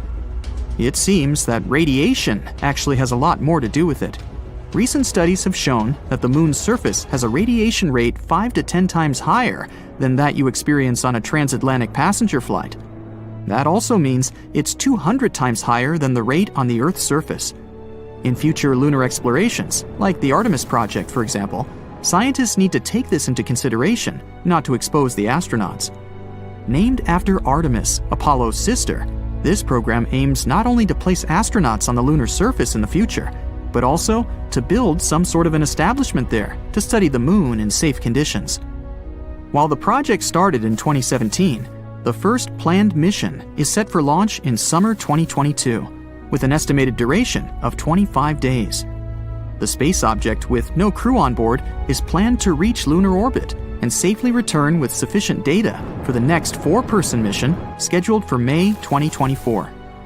Artemis 3, 4, and 5 are expected to be launched in 2025, 2026, and 2027 respectively, each with a planned duration of approximately 30 days. It's so close to us, at least in terms of space, but there's still so much we don't know about the moon yet. For example, Chinese researchers have collected soil samples from the moon and found out there might be billions of tiny glass spheres on the lunar surface. What's really cool is that they might hold enormous amounts of water. These tiny spheres form when meteorites hit the moon at crazy speeds, sometimes at hundreds of thousands of miles per hour. When that happens, a strong explosion sends bits of the moon's crust flying into the air like popcorn. As these chunks of crust cool down, they create little glass beads that look like tiny glittering spheres. These beads are so small that they're like crumbs sprinkled over the moon's surface. Scientists call them impact glass. And it turns out the soil on the moon is holding a secret ingredient that can make water: oxygen. So, these tiny glass balls are like little capsules with oxygen inside. There's a special type of wind called solar wind, and it's made of protons and electrons. When protons hit the capsules, they mix with the oxygen inside and finally make water. But the most amazing part is that some of these glass balls with water inside get hidden under a layer of the moon's dust called regolith. So if we go on a mission to the moon, we'll have hidden reservoirs of water underground. It's as if someone has prepared some canned food for us to survive. Because you can't drink that water directly from these glass beads, you're supposed to collect them and then boil them in an oven to extract the water. When they cool, they release vapor, so you'll have regular liquid water in a bottle. That way, astronauts on their missions will be able to stay longer up there, considering these secret stashes. And the coolest thing is that these glass beads are very common on the moon. They're spread from the poles to the equator, which means there might be enough water even for generations that might come to live there one day. There are other spots where we can find water in space too. For example, scientists found an extremely big cloud of water vapor that's 12 billion light years away from us. Not within reach, of course, but it's still good to know. And we're talking about something bigger than we can imagine. It's thought the cloud contains at least 140 trillion times the amount of water in all the oceans and seas on our home planet. Imagine swimming or scuba diving there. It's like taking a dip in a giant water balloon that's traveling through space. I mean, you wouldn't have a way out considering the amount of water in there, but hey, at least the view would be magnificent. Water is actually everywhere across our solar system. It's mostly in the shape of atmospheric gas or ice, and sometimes even in its liquid form. And there are probably many water worlds in our galaxy too. Scientists from the University of Copenhagen have discovered exciting new evidence about how planets form in our solar system and beyond. Their computer models have confirmed the interesting theory of pebble accretion, which means that planets form from tiny pieces of ice and dust. This theory is based on the observation of disks around young stars that are made up of pebbles that come in several hundred Earth masses. As these pebbles collide and clump together, they form protoplanets and eventually planets. What's even more exciting is water could be an important ingredient in this planet's making. It also means that the water may not have come to Earth by chance, for instance, via icy comets hitting our home planet. Instead, maybe it was there from the very beginning. Perhaps planets in our neighborhood, like Mars and Venus, formed with water as well. Scientists also say we shouldn't assume we're a special case just because we have water. There could be many planets all over our Milky Way galaxy as big as Earth that have water too. That means there could be many worlds in our galaxy with continents and oceans, which could also mean there is a great deal of life out there waiting to be discovered. But just because there's water somewhere, it doesn't mean that place would be a good spot for an interstellar summer vacation for future generations. Water on many planets is probably embedded in rock or fills underground oceans. Researchers have checked more than 40 exoplanets we know about.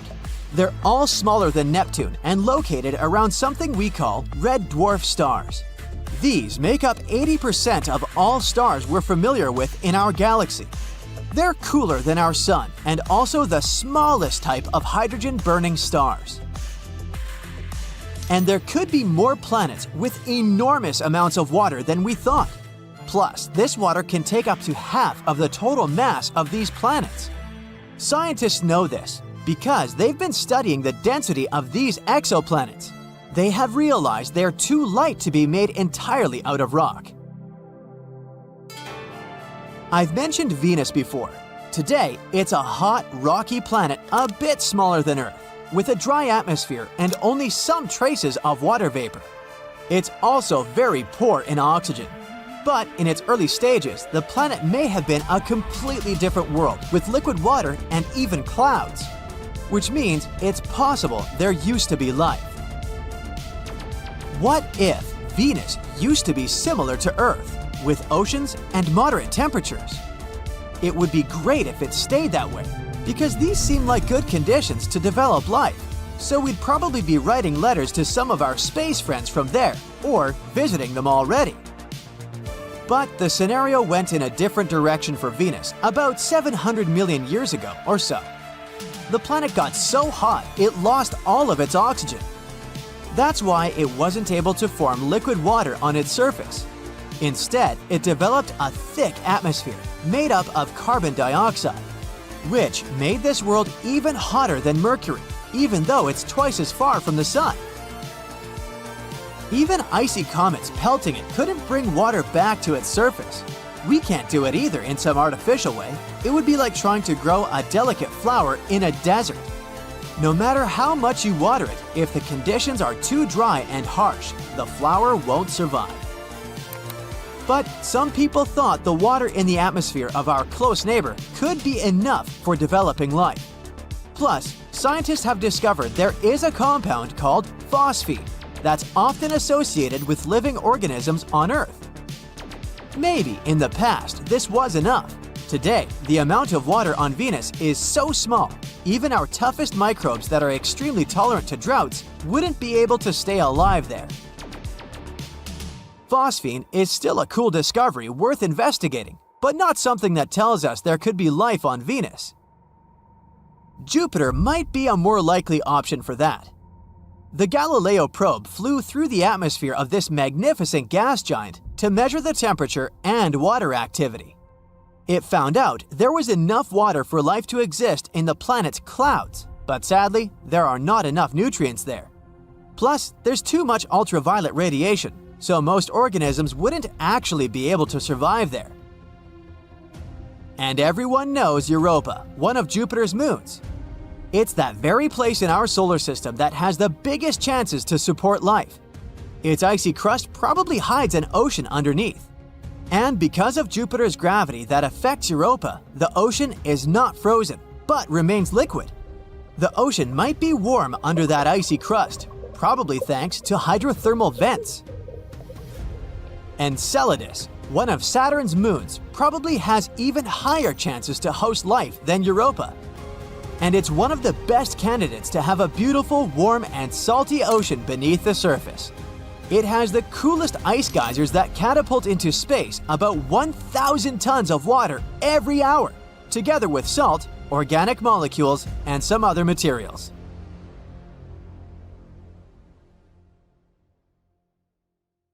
It's normal for planets to be a bit tilted on the side. The Earth is tilted at a 23-degree angle. That's why we have seasons. It's summer when the part of the world where you are leans closer to the sun. It works the opposite way too. It's winter when you lean away from it. But Uranus is tilted more than normal. It lies as a 98-degree angle, which has a huge effect on its seasons. Each season on Uranus takes 21 years to play out. Something to think about the next time we complain that winter lasts forever. Now, here on Earth, we measure distances in minutes and hours, maybe even days. It takes 10 minutes to walk to your best friend's house, or 15 minutes to drive to your favorite cafe. But in space, it's different. It's vast, which means we measure how long it takes to get to a certain point in years, or in most cases, light years. So, if you want to walk to the moon one day, that would take you 9 years to span the 239,000 miles. Perhaps you'd like to take a ride to the nearby star, Proxima Centauri. Maybe if you kept the pedal to the metal at a constant speed of 70 miles per hour, you'd get there in about 356 billion hours, or around 40.5 million years. Trust me, after the first 20 million years, you'd be second-guessing yourself as to why go there in the first place. Now, Mars contains the biggest valley, Valles Marineris, we've discovered so far. It's a pretty impressive system of canyons, 2,500 miles long. That's 5 times longer than the Grand Canyon. Researchers first spotted it back in the 1970s. A bank of volcanoes located on the other side of the canyon ridge probably helped form this valley. We haven't discovered a planet completely made of diamonds yet, but on some planets, it actually rains diamonds. On Jupiter and Saturn, gas giants of our solar system, lightning storms turn abundant methane into soot, which we also know as carbon. The soot falls and transforms into graphite. Further graphite transforms into diamonds with a diameter of about 0.4 inches. Now, before you start figuring out how to book a diamond collecting field trip, know that these diamonds don't last. After they enter the planet's core, they melt. Ever notice how when you're stargazing 2 nights in a row in the same time, let's say 9 p.m., the stars stay in the same place, but the moon doesn't? Well, there are 2 reasons for that. First, it depends on what time you go stargazing. For instance, if you go outside at 8 p.m. and tomorrow you look for it at 11 p.m., you'll see the moon in 2 pretty different places. In this case, even the stars take different places in the sky since our planet is spinning. As you know, it takes 24 hours for it to make one full circle. That means, from our point of view, it seems like both the sky and everything up there is just moving around us one time per 24 hours. In the same way, the sun changes its position, rising and setting every day. So, if you went outside 2 nights in a row at the same hour, in most cases, you'll have to wait for an extra half hour or more until the moon gets back to the same position as the night before. The stars are pretty much standing still. It seems like they're moving, but that's because the Earth is spinning. But the moon is actually moving around our planet and goes through different phases. For example, a new moon is when it's completely dark in the sky. A full moon is when its day side is facing the Earth. It takes approximately a month for it to finish one circle around the Earth. Maybe you'd be luckier on a diamond collecting expedition on this next planet, 40 million light-years away from Earth. Scientists used to call it a super-Earth. Now, a super-Earth is generally a planet way bigger than ours. This planet, for example, is double the Earth's size. It's so close to its star that it makes a full circle around it in less than 18 hours, which means a year there is pretty short. Since it's so close to its star, its temperature goes up a whopping 4,900 degrees Fahrenheit. Because of the heat, in combination with the planet's density, scientists have the theory that its core is made of carbon in the form of graphite and diamonds. Over 10 years ago, astronomers discovered a huge water vapor cloud. It was 12 billion light-years from our home planet. That cloud is the biggest source of water we know of. It's also the oldest, dating back to when the universe was only 1.6 billion years old. Now it's 13.8 billion years old. Man, if only I had started a savings account 12 billion years ago. With compound interest, I'd have me quite a pile of cash by now, but I wasn't around then. Anyway, this cloud is so large it holds 140 trillion times the amount of water in all the oceans on our planet. This cloud kind of feeds a black hole. It may also contain enough gases, such as carbon monoxide, to encourage the black hole to grow 6 times bigger than it is at the moment. The average temperature of our planet is about 57 degrees Fahrenheit, and the highest temperature ever measured was 134 degrees. Sound too hot? Well, on Venus, it can go up to 900 degrees, which makes it the hottest planet in our solar system. It's not hot enough to melt steel, though. It would need to be higher by 2,500 degrees to get there. But it's hot enough to melt lead, and it's way too hot to sustain life, at least not in any form that we know. Venus is not even the closest to the Sun, it's Mercury, but it has a super thick atmosphere that traps greenhouse gases. It's like you covering yourself with a pretty thick blanket in the middle of the summer. Now, we're used to seeing volcanoes spewing hot molten lava. After all, that's what they mostly do on Earth. But in space, volcanoes tend to spew methane, water, or ammonia. And these materials freeze as they erupt and eventually transform into frozen vapor and something called volcanic snow. I'm talking about cryovolcanoes here. You can find them on Jupiter's moons Io and Europa, Saturn's moon Titan, and Pluto.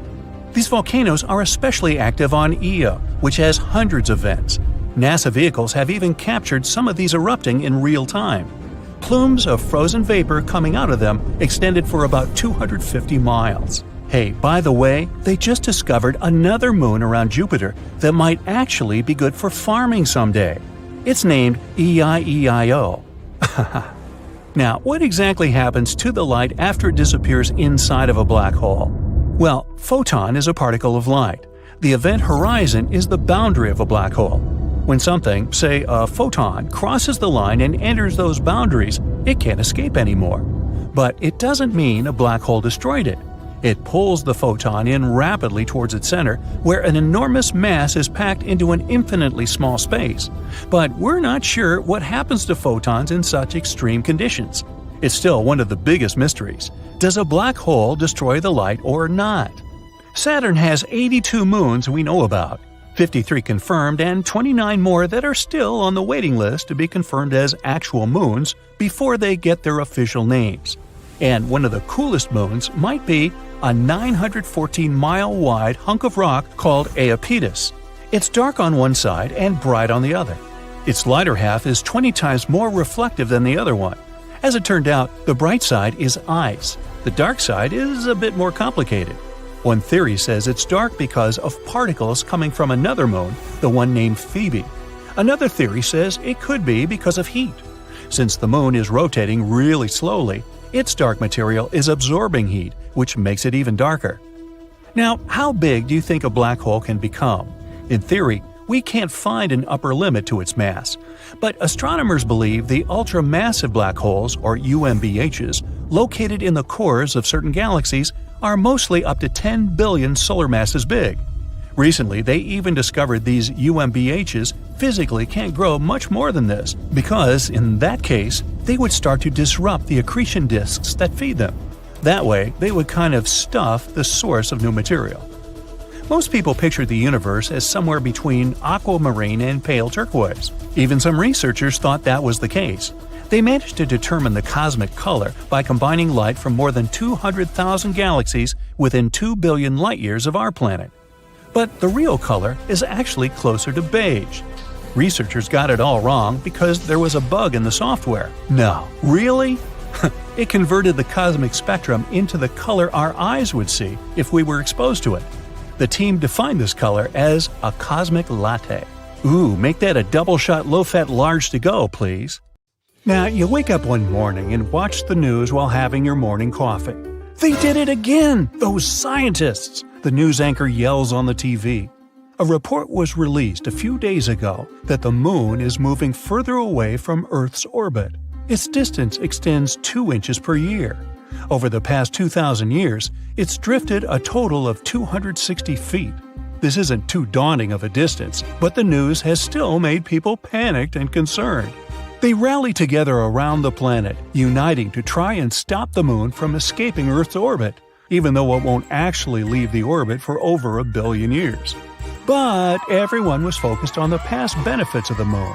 It's obvious life on Earth as we know it wouldn't have evolved without its existence.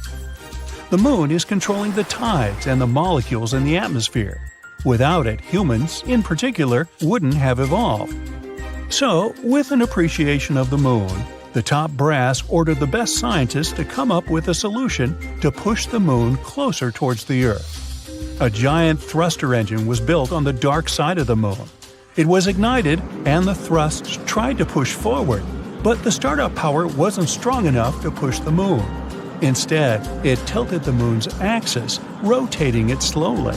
As the moon rotated, the scientists hurried to turn it off before the engine reached its full power, as it was headed off course. The brass didn't accept this and ordered them to continue with the objective. The scientists insisted the math wasn't correct and didn't know exactly what may occur. Their concerns were ignored, and they watched as the engine's power increased. The engine slowly pushed the moon, the distance reducing. But as it was provided at the wrong moment, the angle it was aimed at would provide complications. The thrust and gravity from the Earth ensured the moon followed the orbit at a reduced distance. But with the combination of the initial thrust on an indirect angle, the moon was directed away from the Earth, quickly moving further off its trajectory on a path to leave the orbit altogether. As you finish your breakfast and turn the TV off, you go outside to look at the moon. It sits high above, seemingly fine. Surely, the news anchor was just exaggerating. You go to work. The issues of the moon are now just an afterthought. Even if it was true, how could it possibly affect your day? The morning feels normal, just another day at the office, as it turns out. During your lunch break, you head into town and notice on your way that the wind is picking up, getting stronger and colder. It must be a storm approaching. You quickly check on the moon. It appears smaller, about half the size of what it was this morning. But it's midday, so it's supposed to be that size, isn't it? After you finish your meal at the restaurant, you leave to find it's becoming darker. The wind is much stronger than earlier, but there are no storm clouds in the sky. People in the streets are pointing towards the sky, shocked at something, probably an eclipse. As people begin running in the streets frantically, you look above and can't see the moon. Confused by everything, you decide to head home for the day. When you arrive home, you turn on the TV. The news anchor, who is now more serious than earlier, explains that the moon has left the Earth's orbit altogether and is flying off somewhere into space. The loss of the moon means the daily cycle has changed. Now, there are only 6 to 12 hours of sunlight a day and over 1,000 days per year. I only have to work half as much, you say excitedly, pumping your arms in the air. The lack of the moon creates a completely different world. The pull of the moon's gravity is what keeps the Earth in a place at 23.5 degrees angle, ensuring the weather patterns and normal days that we're accustomed to. Baffled by all the scientific information, you go outside to just confirm you aren't being pranked. The shorter working week seems too good to be true. As you look out into the sky, you notice the stars are brighter than you have ever seen. You can clearly see the outline of the Milky Way's arms. The stars are far more numerous than you remember, with Venus glowing far brighter than them all. It's a beautiful sight, but you're not sure whether a clearer night sky was worth the moon's removal. You have never been interested in astronomy. You decide to go to bed. It's a good idea to adjust to the new night and day cycle. You set your alarm for 2 hours. That should be enough, you say to yourself happily. Tomorrow is Saturday, after all. You need to get up early to go surfing. Gotta catch those high tide waves. You wake up, get your things together, and drive to the beach. The news on the radio explains some issues about how the Earth is now more defenseless to asteroids without the moon. Then they talk about some issues with the tides. Something about how the tide is now 1/3 the size it used to be before. You're unsure how this could affect the waves. Maybe it means they will be larger. You park at the beach, grab your board, and look towards where the surf should be. It should be high tide, but the sea is somehow a lot further away than normal. You shrug off the hurdle of having to walk towards the water. After a long, enthusiastic walk toward the gnarly waves, your mood changes as you approach, staring blankly at the tiny waves. Upset, you head home. While driving, you listen to the news and pay more attention to the information provided. In place of structured seasons, there are only erratic weather patterns. Winds are faster and stronger, creating more powerful storms, and in some places, there are just stagnant conditions. The equator is no longer always warm. The poles aren't constantly cold. The depths of water shrink. Tides only adjust to the sun's gravity, reduced to 1/3 of the pre-moon depths. Throughout the world, the seas change in altitude, shrinking at the poles, and the bulge of water around the equator shifts. The moon regulated the tides and provided the periodic changes that were a key element to assisting with life on Earth. Aquatic life forms are displaced within shallows worldwide. Life cycles of important microbial life have been upset. You couldn't imagine that something as simple as a change in the tides could be so important to billions of life forms.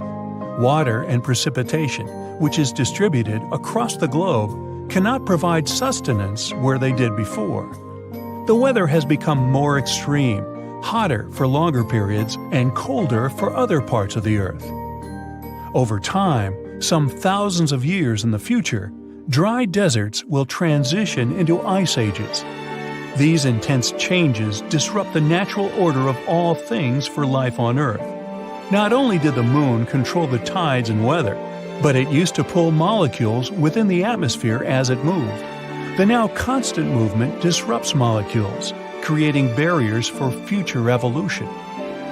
You arrive home, upset after learning the disheartening news. Not only will you never be able to surf again, but all life on Earth will change. An age of devolution has begun. Over the next year, flora and fauna change to adjust to this new world. Migratory animals that would travel toward greener pastures find nothing at all. Birds are completely confused, with no end to the change in seasons.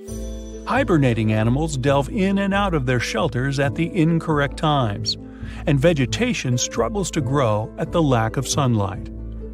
Nocturnal animals cannot see without guided assistance from the reflection of the moon.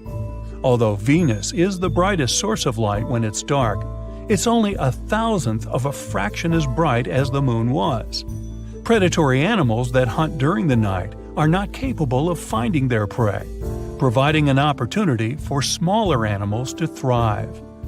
Although life on Earth has changed, it will continue to exist. But the sudden adjustments will become a test for all walks of life. Over time, it will be very interesting to see what species have adapted and evolved. A world where rats and mice would be more prominent due to their adaptive capabilities could create a new dominant species to emerge. In millions of years of evolution, their descendants will primarily flourish. We could see buffalo-sized mouse herbivores crossing the plains and tiger-sized rats roaming within the jungles. Tree-faring mice with long arms may swing amongst the branches. Others will probably move to the seas in place of mammals to feed upon aquatic life. Wide-eyed predatory rats may occur to have similar traits to bats, with echolocation, becoming the conquerors of pitch-black nights. All the new species that will emerge, undoubtedly, will continue to be monitored by humans, wherever we may be. You know, oceans cover around 70% of Earth's surface, and we have only explored 5 to 20% of them. And now, astronomers have found more water, a huge stash floating out there in space by a quasar that's more than 12 billion light-years away. And we aren't talking about just a little puddle. It's a mind-blowing amount of water, about 140 trillion times more than all the water in Earth's oceans combined. It's hanging around a supermassive black hole that's a staggering 20 billion times bigger than our Sun. This black hole is surrounded by a super bright quasar. It gives off as much energy as you get if you gathered 1,000 trillion suns. I can't count that high. Oh, by the way, since light takes time to reach us, we're seeing this quasar as it was when the universe was still very young. Astronomers are sure that the newly discovered water reservoir is the farthest and biggest we have ever found in space. Mark Bradford from NASA's Jet Propulsion Laboratory explains that the environment of this quasar is so unique that it's capable of creating an incredible amount of water.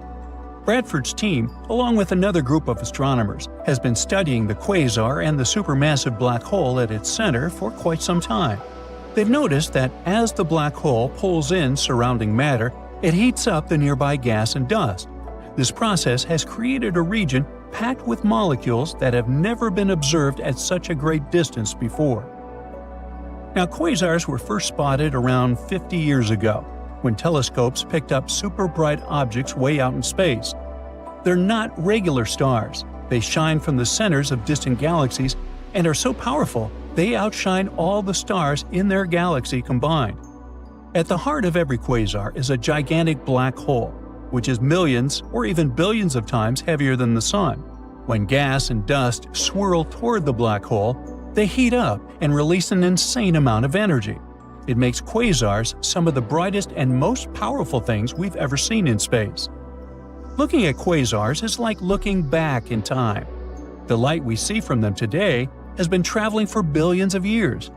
It gives scientists a peek at what the universe looked like way back in the past. Quasars can help us understand how galaxies formed, how matter spread out, and how the first cosmic structures came together.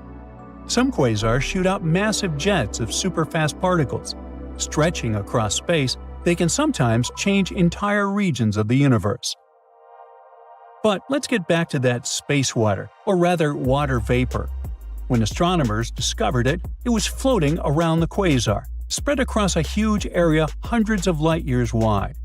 For comparison, just 1 light-year is about 6 trillion miles. Even though the gas there is incredibly thin, unlike what we're used to on Earth, it's much warmer and denser than the gas found in most other galaxies, including our own Milky Way. The temperature of this gas is around minus 63 degrees Fahrenheit, and it's about 300 trillion times less dense than Earth's atmosphere. It does sound extreme, even in space terms, it's unusual. Now, water vapor isn't just another molecule. The very fact that it exists near the quasar hints that the area is regularly blasted with radiation. That's what keeps the gas warmer than usual. To add to the mystery, astronomers also found carbon monoxide and other molecules. In other words, there's plenty of raw material floating around. In the future, this gas could help the supermassive black hole grow even bigger, up to 6 times its current size. But that's just one of many potential scenarios. Some of the gas might get pulled into the black hole, some could form new stars, and some might even get flung out into space. Now, finding water vapor in such a distant quasar means that the basic building blocks of the universe have been around for billions of years. Water is crucial for life as we know it. so its presence so long ago hints that the ingredients for life existed much earlier than we might have thought. But water isn't just important for life. It also plays a key role in how stars and galaxies form. When giant clouds of gas cool down, water helps them collapse, making it easier for new stars to be born. But how did researchers even spot this massive cloud of water? In 2008, Bradford's team started looking for water in space with the help of a special instrument called Z-spec. It was attached to a 33-foot telescope in Hawaii. To double-check their findings, they used another powerful tool, CARMA.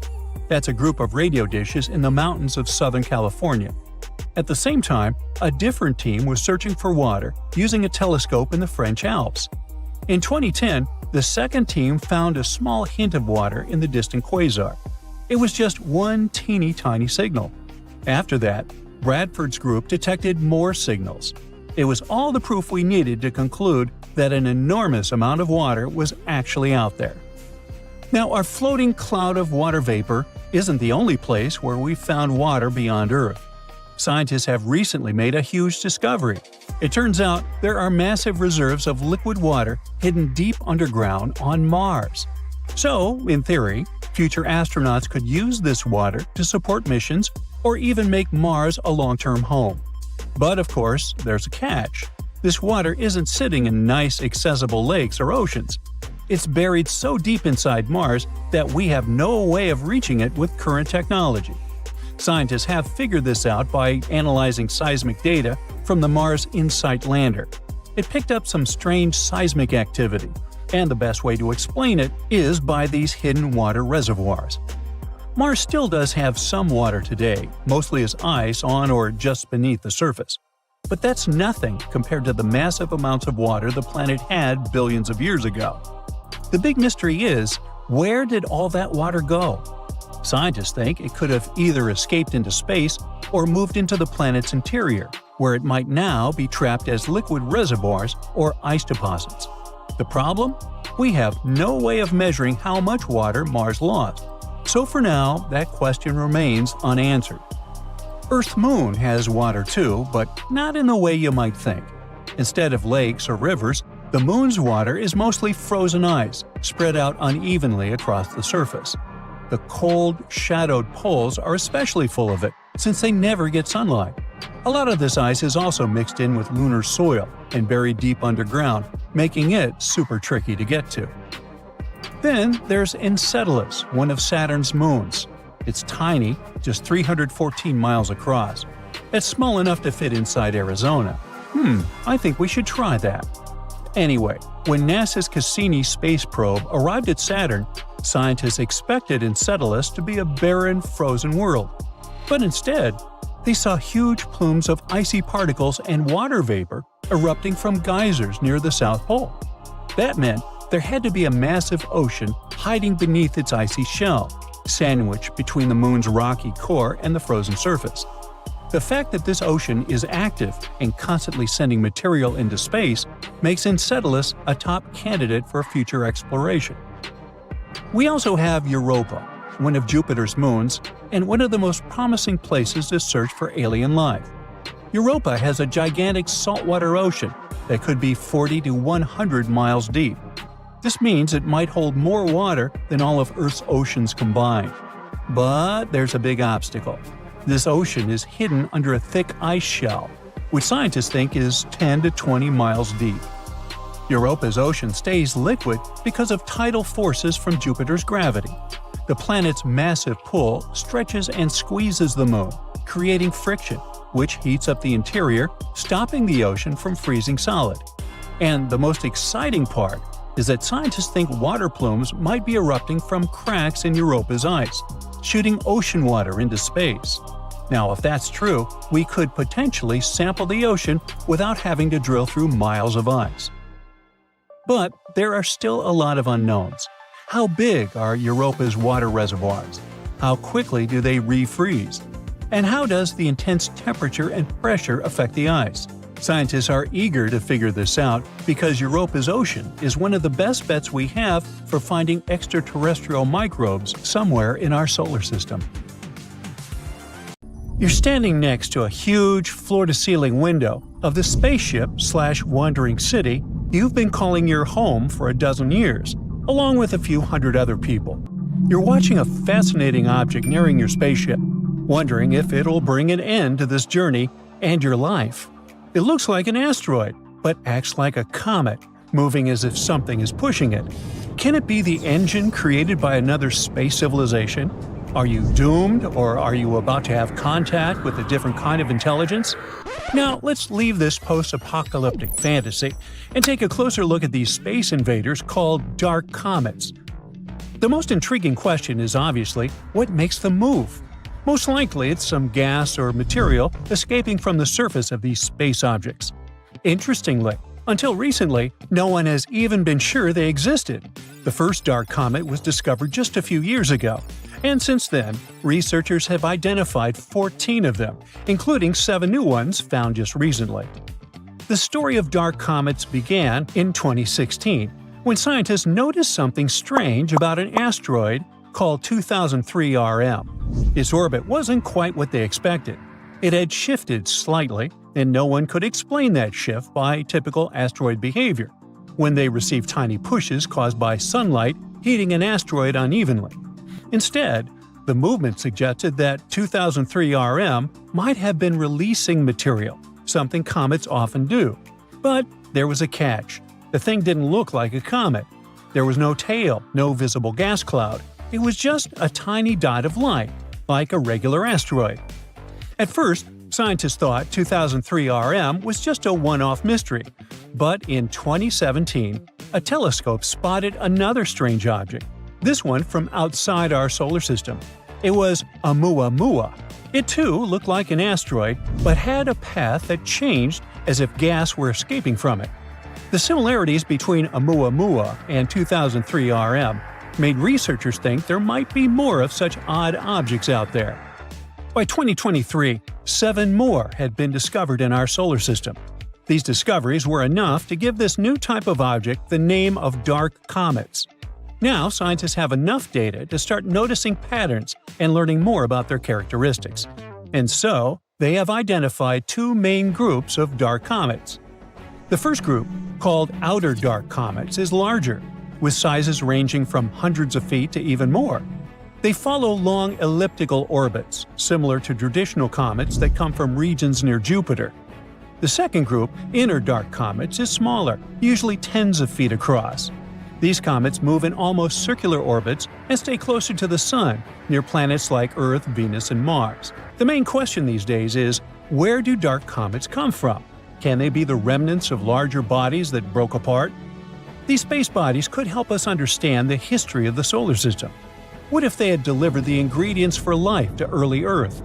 Once we study dark comets better, we might figure out if they contain materials like ice or organic compounds. And indeed, some researchers are sure that dark comets may contain or once have contained ice and played a big role in bringing water to Earth.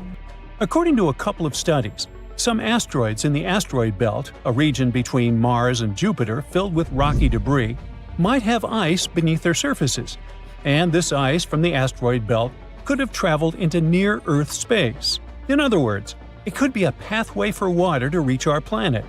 So far, no one is saying that dark comets definitely brought water to Earth, but they might be another mechanism for moving ice from one part of the solar system to another.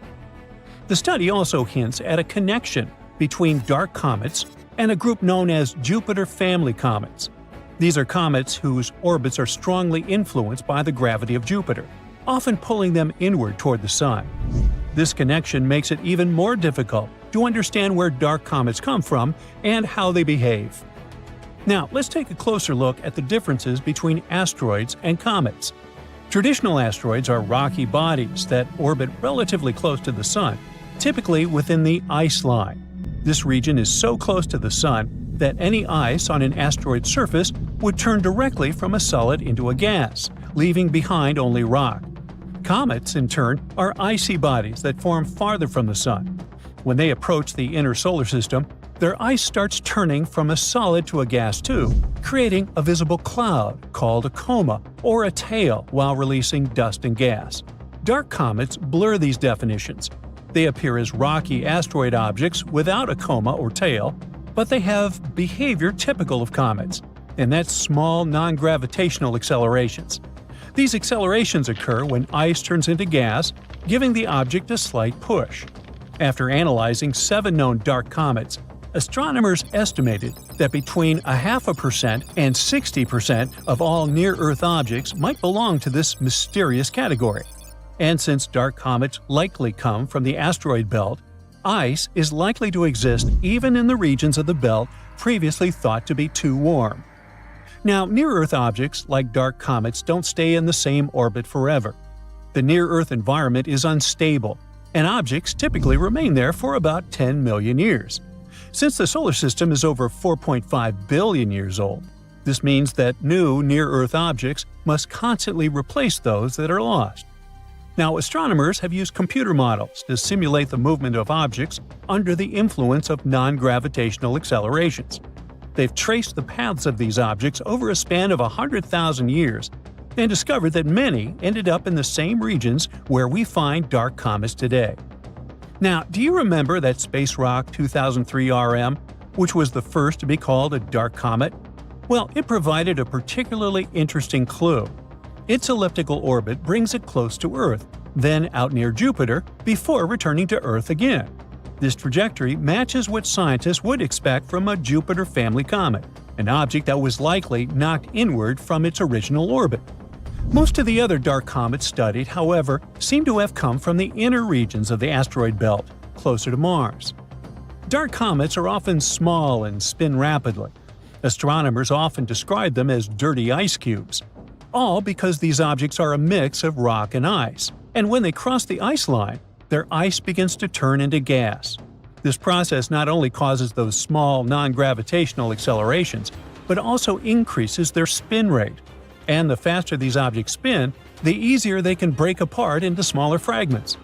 The pieces that break off also have ice, and as they spin faster and faster, they break into even smaller pieces. This process continues until you're left with very small, fast-spinning objects. This cycle of fragmentation helps explain why dark comets are often so tiny. But it could also mean there are more of them than we currently know about. The dark comet research provides new insights into the distribution of ice in the solar system and its potential pathways into the near-Earth environment. It also raises intriguing questions. For example, how much ice remains hidden in the asteroid belt? Or could dark comets have played a role in delivering water or organic materials to Earth? One of the most important points is that dark comets may represent a significant part of near-Earth objects. If it turns out to be true, it could mean that our understanding of the population of near-Earth objects and their potential risks for our planet is far from complete. The processes shaping dark comets, from sublimation to fragmentation, could be a major factor in the evolution of icy bodies throughout the solar system. Luckily, these days, scientists have an opportunity to combine advanced modeling with observations, which can eventually shed light on that very elusive class of objects that could have clues to the history of water and life on Earth. So, Mars has several faces. No, really. Back in 1976, when the Viking 1 orbiter was checking out the red planet, it spotted something interesting, a big structure that looked like a human face. It was in the region called Cydonia. It soon became very popular. A bit later, we also discovered the so-called crown face in Libya Montes. Mars in general has a lot of strange structures on it. In 2022, we spotted a door-like structure there. NASA's Curiosity rover snapped some pictures of a rocky mound called East Cliffs on Mount Sharp. This mound has natural cracks in it, and one of them is about the size of a dog door, like something from an ancient Egyptian tomb. A lot of people hyped that story up. The image was shared widely on social media, making the crack look bigger than it really is. Some people think that it's hinting at extraterrestrial life. But after looking closely, NASA found out that it was just a narrow crack in the rocky terrain. These cracks and gaps are pretty normal in rocky areas, both on Earth and Mars. The crack formed naturally over time, maybe from wind erosion or Mars quakes. Mars is a gold mine of mysterious structures. Recently, we found some strange spiral shapes there. These are giant coils made of lava, and they look like big springs or loops. For years, we weren't sure whether Martian valleys were formed by lava or ice. These lava coils are shedding light on that mystery. Now, thanks to high-resolution images from NASA's Mars Reconnaissance Orbiter, researchers have spotted 269 lava spirals that can't be explained by ice-related activities. What's fascinating is these lava coils are like the ones we see on Earth, like those formed by Hawaiian lava flows. These spirals are so well preserved that they were easily overlooked before. They range from 16 to almost 100 feet wide and are subtle, blending into the dusty Martian landscape. These coils can teach us a lot about Mars's composition, especially its crust and mantle. We still don't know much about those. But Mars isn't the only planet with strange structures on it. For example, Saturn, the gas giant of our solar system, has a fascinating feature at its north pole, a huge hexagon. This is a hexagon-shaped cloud pattern that's about 9,000 miles long, making it larger than the diameter of Earth. It's thought to be a jet stream made of gases moving very fast, at about 200 miles per hour. This hexagon was first spotted by the Voyager mission in the 80s, and later seen up close by the Cassini mission in 2006. The Cassini mission noticed a change in its color from blue to golden over time. There are different ideas about why Saturn has this thing. One theory suggests it forms because of the way winds move at different speeds near Saturn's poles. Similar shapes were created in lab experiments when liquids were rotated at different speeds. Another idea suggests that a slow spinning stream of air, along with Saturn's special weather patterns, might be responsible. In 2020, we found that when storms are surrounded by winds swirling in the opposite direction, they can create a steady hexagon shape. So far, this is the most likely explanation. Saturn also got lucky with the bizarre moons. One of them is called Lapidus. This moon has a weird feature, a huge ridge that wraps around its middle like a giant belt. This basically makes it look like a giant walnut. Where's my nutcracker? This ridge is incredibly tall by our standards, around 8 up to 12 miles high and stretching 124 miles wide. It covers more than 3/4 of the moon's surface and is considered the third largest mountain range in the entire solar system. Now, we don't have a clue about how this enormous ridge formed. It's unlike anything seen on other planets or moons. There's one idea, though. The ridge might be the remnants of a dead moon. Let's say billions of years ago, a colossal impact shattered chunks of material off Lapidus. These pieces circled around the moon, forming a mini-moon or sub-satellite. And over time, the gravitational pull of Lapidus tore this mini-moon apart, creating a ring of debris around it. As the debris from this ring fell back onto Lapidus, it built up the massive ridge we see today. They think this process happened quickly, maybe over centuries.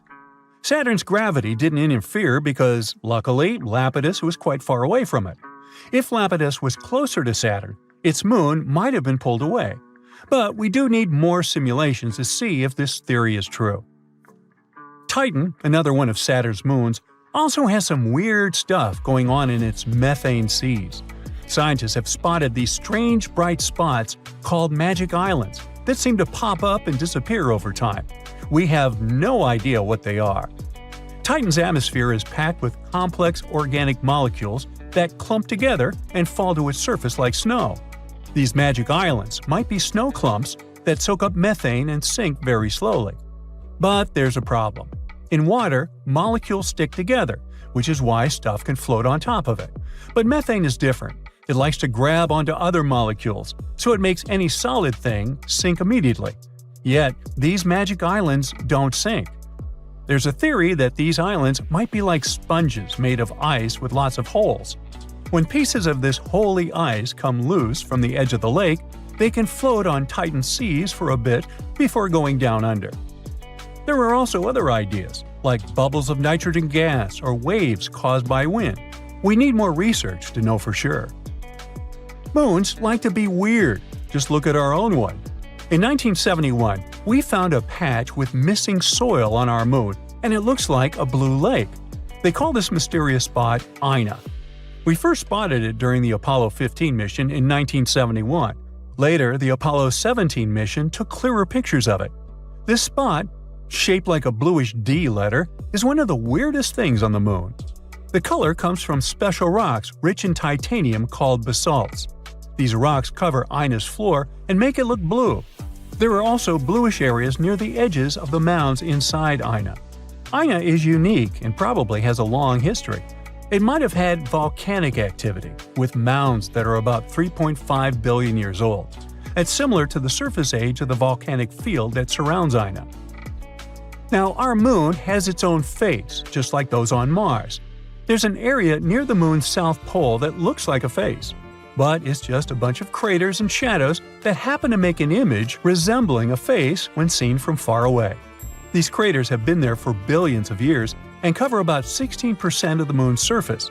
Some of these craters might even have water and ice inside of them. You might be wondering why there are so many faces in our solar system. Well, that's because our brains are wired to recognize faces, even when there aren't any. It's a phenomenon called pareidolia. Our brains try to make sense of shapes, so when we see something that looks a bit like a human, our brain turns it into one because it's familiar. Like when you see a shadow figure on a chair with clothes, or even on Mercury. Some people see shapes like Mickey Mouse. So don't worry, it's not extraterrestrial life. It's our brains that play tricks on us, making us see familiar shapes like faces even where they don't really exist. The James Webb Telescope, or JWST, is like the ultimate intergalactic paparazzi. It takes pictures of some of the most famous celebrities in the universe.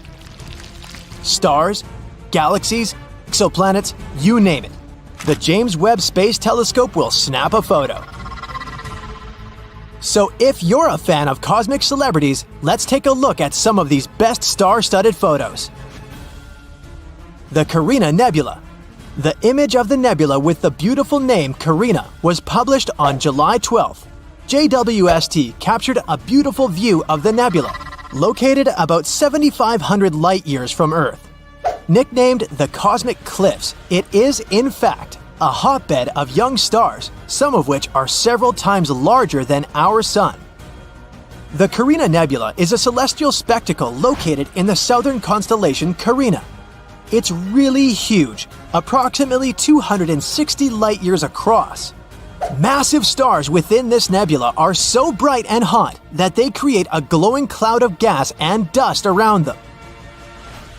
The Carina Nebula also contains swirling clouds of gas and dust where new stars are being born. The gas collapses under its own weight, becomes hotter and denser, and all this eventually leads to the creation of new stars. However, the Carina Nebula isn't just some peaceful place of star formation. It's the site of some of the most destructive events in the universe, which create massive shockwaves that obliterate everything in their path. Very chaotic and cool. The Stephan's Quintet. This photo was also posted on July 12th. Stephan's Quintet is a visual group of 5 galaxies located at a huge distance from us. About 290 million light-years in the constellation of Pegasus. It's like a cosmic family reunion. All these galaxies are related to each other and interact with each other in some interesting ways. They're pulling and tugging on each other with their gravity, constantly exchanging gas and dust. This interaction is causing some of the galaxies to collide and merge, which can create all sorts of cool effects, like bursts of star formation and supernovae. Thanks to JWST, we were able to see shockwaves, tidal tails, and other amazing details about these galaxies. Their interactions create a stunning sight that we can see in this photo. Jupiter. And here's our old giant friend. This image was published by NASA on August 22nd. Jupiter is the largest planet in our solar system, and it's known for its many moons and its beautiful swirling clouds. But it also has a system of rings, just like Saturn, which are made up of tiny particles of dust that orbit the planet. These rings are much smaller and less visible than Saturn's, but they're still pretty neat. Jupiter also has auroras, which are colorful light displays that occur in the planet's atmosphere. They're caused by charged particles from the solar wind interacting with Jupiter's magnetic field. Just like on Earth, they can be seen near the poles of the planet. But these auroras are much brighter and more intense than ours. We can even see this crazy light show from space. And now, we were finally able to capture this dazzling sight. JWST's photo shows the auroras of Jupiter, its rings, and even 2 moons, Amalthea and Adrastea. It's amazing how bright and clear they are on this photo. The Cartwheel Galaxy. NASA released this image on August 2nd. This photo shows us the Cartwheel Galaxy and its companions. The Cartwheel Galaxy gets its name from its shape. It kind of looks like a cartwheel, doesn't it? This is a giant swirling mass of stars, gas, and dust, which is located in the depths of space. It's shaped like a pinwheel with long spiral arms. These arms are held together by the gravity of the central region, which is home to a supermassive black hole. But the Cartwheel Galaxy is a bit different from its spiral relatives. It has formed when a smaller galaxy collided with a larger one, creating a shockwave that rippled through the gas and dust. We'll definitely have to visit this galaxy someday. It's sure to be a wild ride. Spiral Galaxy M74. And here comes another spiral galaxy. NASA released this image on July 22nd. JWST had to peer through thick layers of dust and gas to see this beautiful star cluster. M74 belongs to a special class of spiral galaxies known as the Grand Design Galaxy. This means that its spiral arms are noticeable and clearly outlined. All sorts of amazing things are happening inside of spiral galaxies. Supernovas, stars being born in clouds of gas and dust, and many other cosmic wonders. The glowing gas and dust, the bright stars, and the swirling patterns of the spiral arms make them some of the most striking objects in the universe. Well, we can clearly see it on the example of M74. The Tarantula Nebula. This image of the nebula with a creepy name Tarantula was published on September 6th. The photo covers as much as 340 light-years across. This is a huge distance. Thanks to this image, astronomers have discovered new young stars that were previously shrouded in dust. The Tarantula Nebula is located 160,000 light-years away from us, in the Large Magellanic Cloud. It's the largest and brightest star-forming region in the local group, the galaxies nearest our Milky Way. It's named after its shape, which looks like a bit like the legs of a big tarantula. It's a vast region of space, about 1,000 light-years across, and it's home to some of the most massive and luminous stars in the universe. One of the reasons why the Tarantula Nebula is interesting to scientists is its composition. Its composition is close to the region of stars of the cosmic noon, the so-called state of our universe when it was only a few billion years old. At that time, star formation was at its peak. Thanks to the Webb telescope, we can study this galaxy better and find out what our universe was like at its peak. Neptune's rings.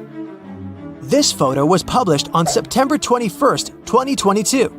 In this photo, we can even see 6 small moons next to the planet, with Triton shining brightly in the upper left corner. You didn't think it was the sun, did you? And yep, Neptune has rings too. They're like the ultimate cosmic accessory. They add a touch of glamour and style to the planet. But unlike some earthly bling, these rings are made of small particles of dust, rather than diamonds and gold. There are 5 known rings around Neptune: the Gall, Leverrier, Lassell, Arago, and Adam's rings. Scientists think that these are relatively young, much younger than our solar system, and much younger than, for example, Uranus's rings. They were probably created when one of Neptune's inner moons got too close to the planet and was torn apart by gravity. We haven't seen Neptune's rings so brightly since Voyager 2 flew past it back in 1989. So this is a great opportunity to take a closer look at these rings. The Pillars of Creation. This photo was published on October 19th. The Pillars of Creation became famous thanks to the Hubble telescope. but this photo is very lush and much more detailed. These columns, located in the Eagle Nebula, are about 5 light-years tall, which is really, really long.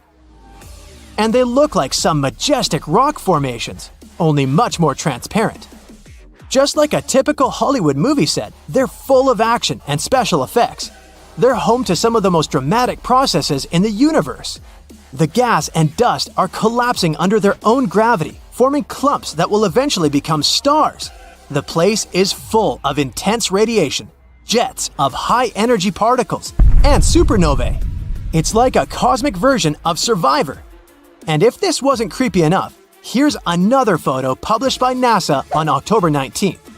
They shared it right before Halloween. Here, the pillars resemble an eerie hand reaching for something. Brrr. Anyway, all these photos give us a truly awe-inspiring sight. They remind us of the incredible complexity of the universe and the amazing things that are happening even in the darkest and most remote corners of the cosmos. Let's hope that the James Webb Telescope will continue to amaze us in the future.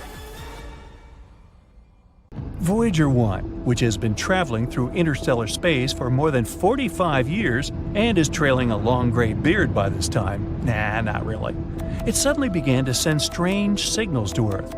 Even more bizarre, there are no signs that the probe has broken or anything. Scientists from NASA are desperately trying to find the reason. So, what's happened exactly? First of all, let me tell you a bit more about Voyager 1 and its long journey. Voyager 1 is an American space probe. Scientists from NASA sent it into space on September 5, 1977. Voyager's goal was to explore the outer planets of our solar system, namely Jupiter and Saturn. Initially, scientists assumed that the mission would take about 5 years. Haha, the joke's on them. The probe exceeded all expectations. Not only did it fulfill its mission, but it's still working for much longer than expected. Voyager 1 has been wandering around space for more than 45 years. It's hard to estimate what Voyager 1 has done for science. Firstly, it successfully sent a lot of photos of Jupiter and Saturn to Earth. By the way, you can even check out these photos yourself. All of them are published on the NASA website. Thanks to Voyager, we also discovered several new moons of Jupiter and a previously unknown system of its rings. We learned that Jupiter's famous red spot is actually a giant superfast storm. And after leaving Neptune's orbit behind, Voyager also sent a lot of important data about interstellar plasma. So Voyager 1 successfully proved to scientists how useful it was. After that, it happily headed for its next goal, the Kuiper Belt and the heliosphere. The Kuiper Belt is a ring of icy bodies that extends from Neptune to a distance of approximately 50 AU from the Sun. It's kind of similar to the asteroid belt, but about 20 times wider and 100 times heavier. And the heliosphere is an area around the Sun where the pressure of the solar wind is balanced with the pressure of interstellar gas. Yeah, I know, it sounds like some hard scientific stuff. Just keep in mind that this data really helps us understand the universe as a whole. So, this is Voyager's last task, to tell us more about interstellar space. The probe has already sent us more than 60 frames for a mosaic of the solar system from a distance of over 4 billion miles from Earth. Scientists use these frames to make a big colored picture. The photo was called the pale blue dot, and you've probably already guessed what that dot is. Yep, that's what our Earth looks like through Voyager's eyes. This photo clearly shows how tiny we really are, and how precious and fragile our planet is. But Voyager 1 also has another, even more important mission, to tell other civilizations about us humans. You might have heard about the famous Voyager Golden Records. People created many audio and video files and added them to these records. There are a few sections. The first one contains hello in 55 languages, including ancient and extinct ones. Almost 80% of the recordings are different musical pieces, like Bach, Beethoven, Mozart, and Stravinsky. Folk music from different countries and ages, and a bit of the blues, like famous songs by Louis Armstrong and Chuck Berry. The remaining 20% of the recordings contain different human voices, sounds of nature and animals, as well as 116 images encoded as audio signals.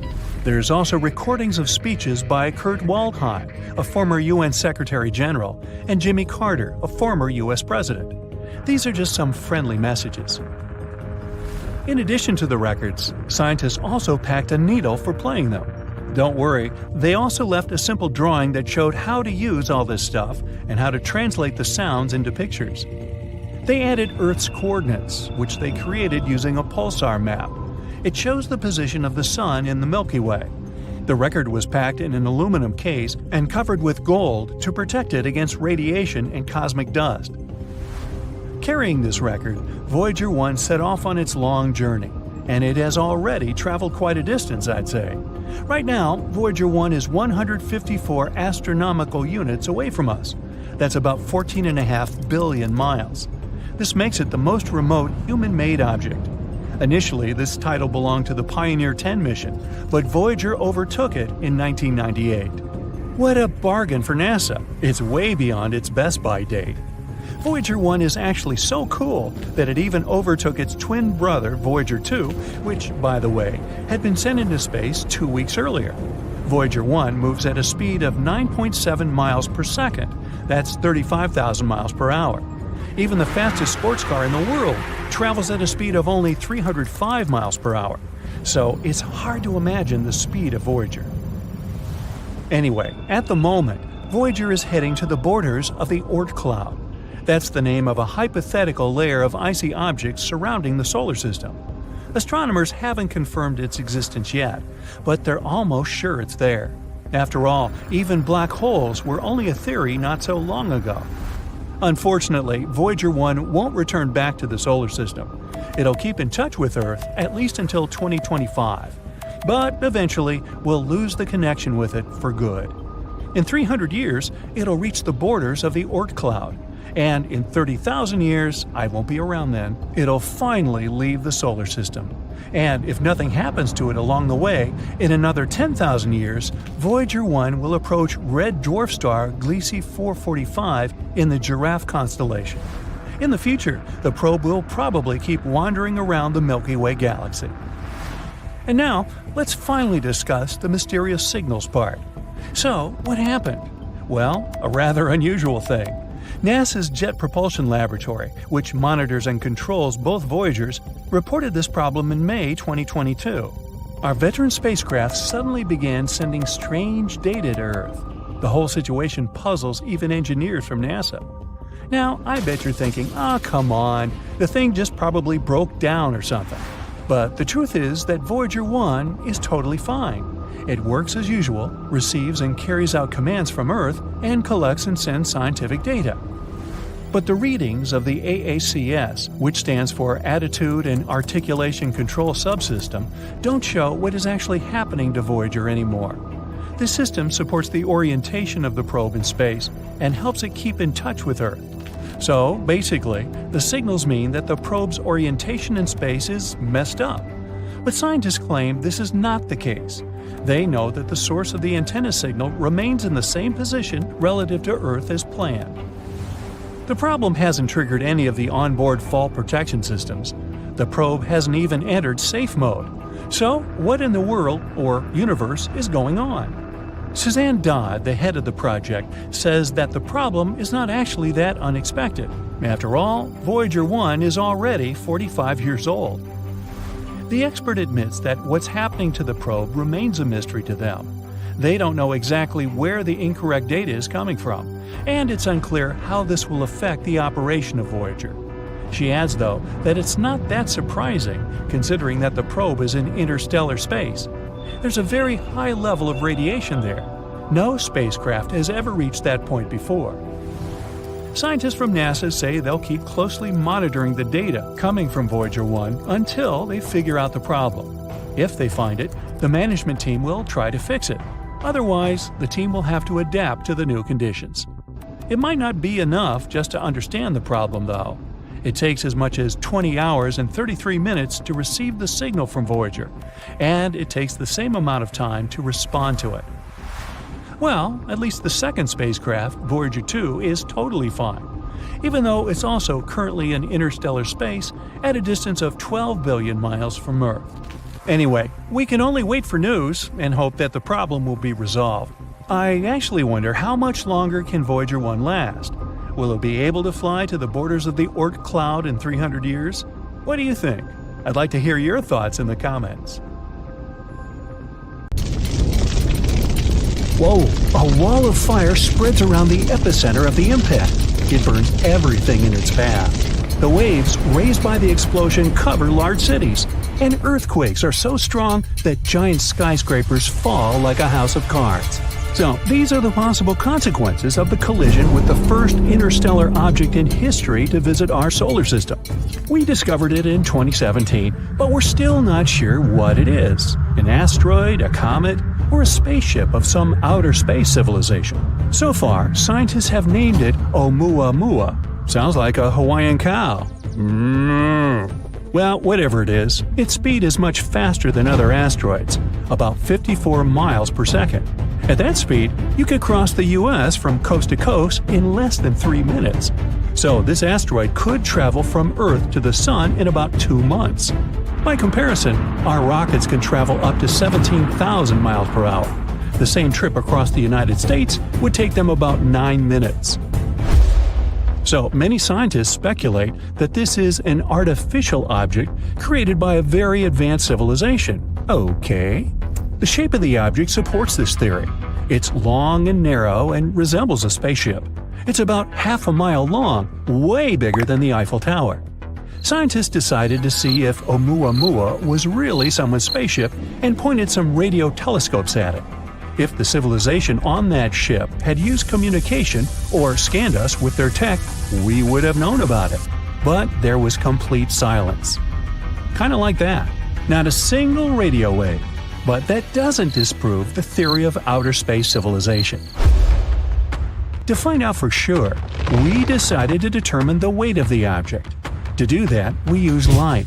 More precisely, its reflection. You see, different materials reflect light differently. We take an unknown black stone, for example. It absorbs almost all the light, reflecting almost nothing. Check out the catalog, it's charcoal. Knowing the size and material of the object, we can determine its weight. So, we need to see how much light this object reflects. And when scientists pointed their telescopes at Oumuamua, they learned that it reflects colors that match with iron and also with some solid rocks. And Oumuamua was flashing all the time, a bright flash. Then it would slowly fade, and then it would start to shine again. This means it was spinning. And it wasn't going around its axis like an arrow. It rotated chaotically, moving its edges up and down. Any artificial object or spacecraft would have been torn apart by such overloads. But Oumuamua is still intact. That means it's made of super hard materials that keep it from falling apart. And it's not hollow like a spaceship. It's one solid body. Hey, like me. The astounding speed of this object makes it pretty mysterious. Some comets can have the same or even higher speed, but they also have a kind of rocket effect. So when a spaceship starts from the launch pad, you see fire bursting out of its engines. Every second, the rocket mixes fuel with oxygen, ignites them, and ejects them at a tremendous speed. According to the laws of physics, this is like pushing off a wall. The rocket sort of jumps up from the combustion gases it throws down. That's how the rocket creates thrust and accelerates. Comets work on a similar principle. The sun's rays hit the surface of the comet. Light elements like ice start to evaporate. That gas goes one way, the comet goes the other. Just like a rocket, the comet is pushing off the evaporating gas and accelerates. This gas also forms the comet's long tail. It's as if the massive rock is dragging all this gas behind it. I can relate. Or it's like a car pulls air with it when it goes at high speed. But Oumuamua is not a comet, and it doesn't have that tail, and it doesn't have the same rocket effect as a comet. So it couldn't have accelerated to that speed. But some scientists believe that Oumuamua used to have a tail.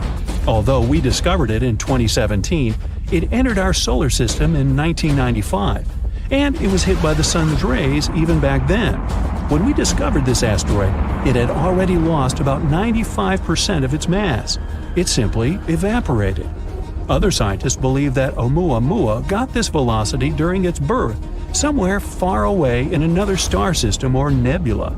Perhaps it was a dramatic collision of some exoplanet with another cosmic object. The colossal explosive energy of the collision threw the elongated shard into outer space. Or it could have been a supernova explosion. When a star reaches the end of its lifespan, it becomes a red giant. It's an inflated version of the star, hundreds of times bigger.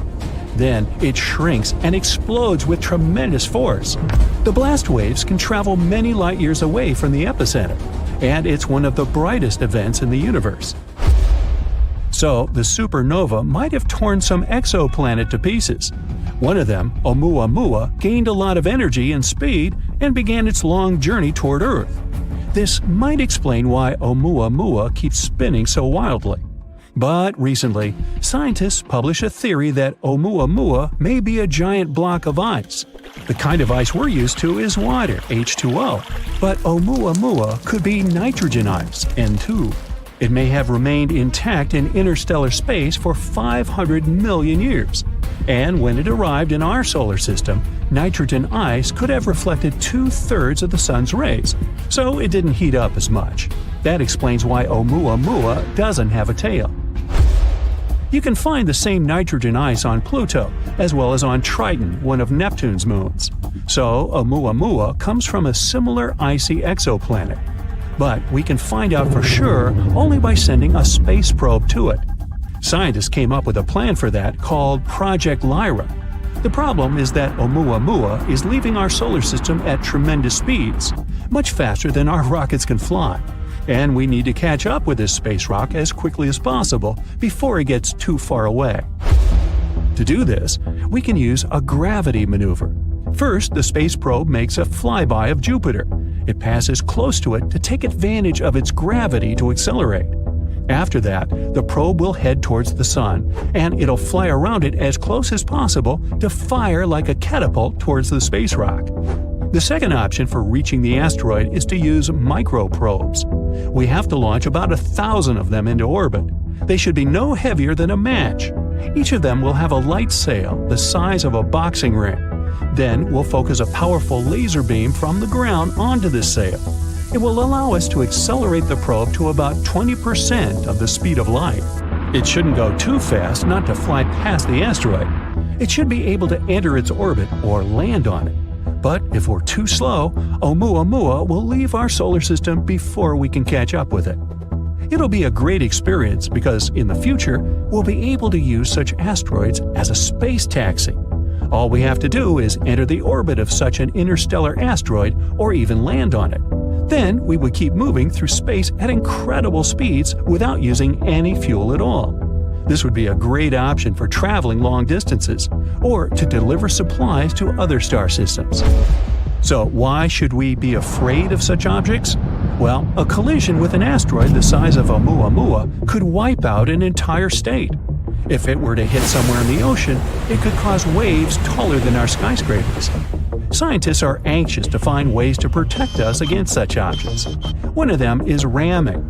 If we spot a potentially hazardous object, we could send a spaceship towards it, pedal to the metal. The spacecraft will have to ram the asteroid at an angle that will move its trajectory just a little bit. Moving it too much on a cosmic scale would only dramatically change the asteroid's final destination, and we only need to get the asteroid past our planet. We can also create a controlled explosion on the asteroid. It's based on the same principle. The force of the explosion would have to shift the trajectory of the asteroid slightly, or smash a giant rock into smaller pieces. Asteroids up to 80 feet wide would burn up completely in our atmosphere due to friction against the air. Rocks between 80 feet and half a mile in size may not burn up completely and cause local damage. Anything larger is considered very hazardous. You think? The traditional method of science fiction is to put rocket engines on the asteroid. Then we can not only change the trajectory of the space rock, but also control it. And we can use it against other asteroids. It would be something like space billiards.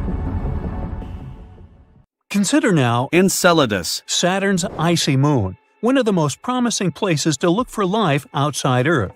Scientists have just detected the last one of the 6 necessary ingredients for its formation, phosphorus. This rarest element has been discovered in an ocean on Enceladus.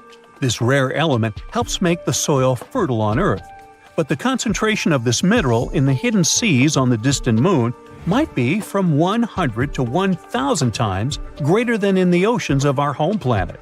It might be because Enceladus' ocean is rich in carbonates, just like soda water, and this soda water is likely to dissolve the phosphates in the moon's rocks. The new discovery also suggests that on other icy moons of Saturn, like Titan, the waters may be loaded with phosphorus too. Why are scientists so excited about this mineral? Well, phosphates, which are compounds that contain phosphorus, are crucial components of life on Earth. DNA, RNA, and cell membranes contain them. But among those 6 elements required for life, which are carbon, hydrogen, nitrogen, oxygen, phosphorus, and sulfur, phosphorus is the least common. In 2004, the Cassini space probe entered the dust from the second outermost ring of Saturn, called the E-ring. It's made up of ice grains Enceladus ejects. And while studying these ice grains examined by Cassini's cosmic dust analyzer, researchers have detected phosphorus. Enceladus Is the 6th largest moon of Saturn. It's not really large, only 314 miles across. This makes the space body small enough to fit inside Arizona. We should try that sometime. Interestingly, when the Cassini space probe first arrived at Saturn, astronomers thought that Enceladus was going to be a frozen ball of ice. But then, surprise, surprise, they spotted plumes of icy particles and water vapor erupting from geysers on the moon's surface. It became clear that there was a global ocean between the moon's rocky core and its icy shell. The same researchers previously discovered that Saturn's moon might be home to complex organic molecules, too. Before, scientists thought phosphates could be trapped within the rocky cores of Enceladus and similar worlds. That's why the newest works, which hint that phosphates might also be abundant in the ocean, came as a surprise. Researchers examined 305 ice grains from Saturn's E-ring and found out that 9 of them contain phosphates. And these results were clear and unmistakable. And it's very important because some time ago, phosphine, a compound of hydrogen and phosphorus, was believed to exist in the clouds of Venus. But no one has managed to find any evidence to support this theory. On Enceladus there's no controversy, and phosphates do exist there.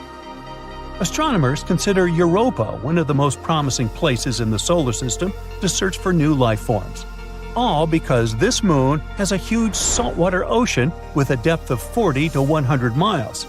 Yes, it is hidden under a layer of ice that is estimated to be from 10 to 20 miles thick. But it is still potentially habitable. Astronomers claim that plumes of water erupt from cracks in the ice shell and release the contents of the moon's ocean into space. Of course, it's going to be challenging for any life-seeking mission to access such a deep environment. On the bright side, as we are, scientists already have some evidence that there are way shallower pools that probably lie much closer to the surface of the moon. They might be located even less than 1 mile under the ice. And there are 2 great things about this news. First of all, it boosts the odds of life existing on Europa. And secondly, if it's true, it can make it easier for future missions to find these life forms, if there are any. Then we've got Titan, Saturn's largest moon. It's smaller and has lighter gravity than Earth, but it still reminds us of our planet. Like on Earth, nitrogen dominates its atmosphere. Titan is the only other world in our solar system with lakes and rivers. These water bodies are made of hydrocarbons, methane, and ethane. There's also a subsurface ocean of water, but it's located very deep down, and no one has figured out yet if this ocean makes contact with anything under the surface. If it does, it could provide fuel for life after mixing with complex chemistry on the surface. But Enceladus and the other icy moons aren't the only place in the solar system that might host or once hosted life. In 2003, Mars Express, A spacecraft launched by the European Space Agency discovered methane in the atmosphere of Mars. On our planet, the biggest part of this gas in the atmosphere is produced by living creatures, for example, by cattle digesting food and emitting, gas. However, scientists think that methane was stable in the Martian atmosphere for about 300 years. And then, in 2006, the methane almost entirely vanished from the red planet. And it happened 600 times faster than the researchers' model accounted for. The question? What or who generated the gas, and where did it go? Another Martian mystery is microbes that might be sleeping beneath the surface of Mars. There, they might have been protected from the harsh radiation coming from space for millions of years. Scientists simulated the conditions on Mars in a lab to check if it could possibly be true. And they were amazed to find out that bacteria could easily survive in such conditions for 280 million years. Ooh, that's a long shelf life. This means that if life existed on Mars, we could find the evidence in the planet's subsurface by drilling into the Martian soil. Right now, there is no flowing water on Mars, and cells or spores would simply dry out. Plus, the frozen temperature is similar to that of dry ice. In other words, it's deeply frozen. Let it go. And still, there could be 6 types of bacteria and fungi living underground on the red planet. The most likely of them is nicknamed Conan the Bacterium due to its tough nature. Well, I guess time will show. Anyway, if we don't find life outside Earth in our solar system, we could probably look for it on exoplanets, which is what planets outside our star system are called. Some of them look very promising. The closest to Earth exoplanet is Proxima Centauri b. It's a mere 4.2 light-years away from Earth. Recently, astronomers have found out that this world might resemble Earth even more than they previously thought. It's just 17% more massive than our home planet. It orbits a star that is dimmer and less massive than the Sun. Proxima Centauri b is in the middle of the star's habitable zone.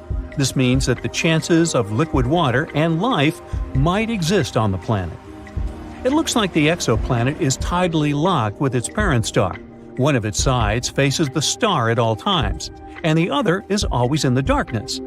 Scientists haven't figured out yet whether the planet has an atmosphere, is traveling too close to its star, and completes one orbit within 11 Earth days. The radiation from the star might be pulling the planet's air away. If this is the case, Proxima Centauri b isn't likely to have liquid water on its surface. Gliese 832c is 16.2 light-years away from Earth. In the cosmic scheme of things, it's a stone's throw away. This exoplanet is 5 times as massive as Earth and travels much closer to its parent star. That's why a year on this planet lasts a mere 36 days. But since this star is a red dwarf, much cooler and dimmer than the Sun, Gliese 832c gets as much light and heat as our planet. At the same time, it's still unclear if it's similar to Earth. The planet probably has a much thicker atmosphere that creates a runaway greenhouse effect. This phenomenon occurs when a planet absorbs more heat from its host star than it can release back into space. This means that Gliese 832c is more likely to resemble scorching hot Venus rather than the relatively cool Earth. Hey, I'm cool with that. Jupiter has 79 known moons, and the 4 biggest of them that are particularly interesting are Galilean moons. They were named after Galileo Galilei. He discovered them in the 17th century. They have something in common, but at the same time are all very different. Europa is the smallest of the Galilean moons with a diameter of 1,860 miles. It orbits Jupiter every 3.5 days. The first images we got from there were taken in the 1970s. Its surface mostly consists of water ice. Europa has long fractures, often around a mile wide, that can extend for thousands of miles across its surface. They were probably formed as the crust pulled apart from tidal forces on the mysterious ocean beneath the surface. In 2012, scientists discovered water vapor plumes erupting close to its south pole, rising up to 125 miles. These plumes can help us find what's inside Europa, without having to land there. Scientists think there could be a magnificent ocean hidden 10 to 15 miles beneath the solid surface. That ocean could be 40 to 100 miles deep. Even though it's just 1/4 of Earth's diameter, it contains twice as much water as all of our oceans together. This ocean is a potential environment for some forms of life. Scientists believe the entire ice crust is floating on that ocean. It probably makes a full rotation around Europa once every 12,000 years. In the image the Galileo spacecraft took, you can see small dark brown spots. They're 6 miles across and formed as the hot, less dense material was getting to the surface. It either pushed the crust or broke through it altogether. The surface of Europa consists of so-called chaos terrains. They're rough areas surrounded by a smoother surface. Its equator could be covered in ice spikes called penitentes that can go up to 50 feet high. We have them on Earth too, especially in dry areas at high altitudes. But none of them are as big as those on Europa. Our moon has over 5,000 big craters with a diameter of more than 15 miles. Europa's surface lacks impact craters and doesn't look like it's more than 50 million years old. This means the surface of Europa is changing and reforming all the time. This moon is icy and is one of the smoothest of any solid space objects in our solar system. Because of it, it's 5 times brighter than our moon. Europa is under a constant blast of radiation coming from Jupiter. It's so strong, we wouldn't last even a day there.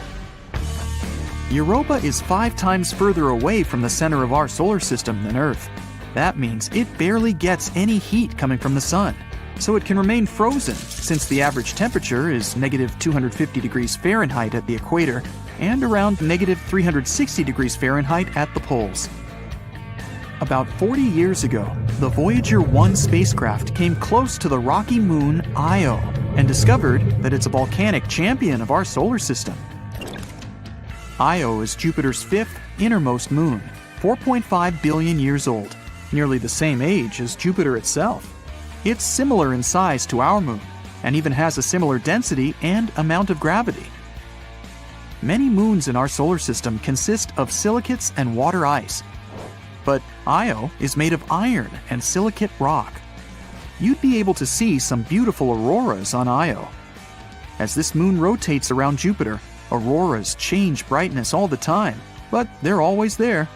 Io is relatively close to Jupiter, almost 260,000 miles above its cloud tops. If you could come to Io and take a look at Jupiter from there, it would appear almost 40 times bigger in the sky than our moon.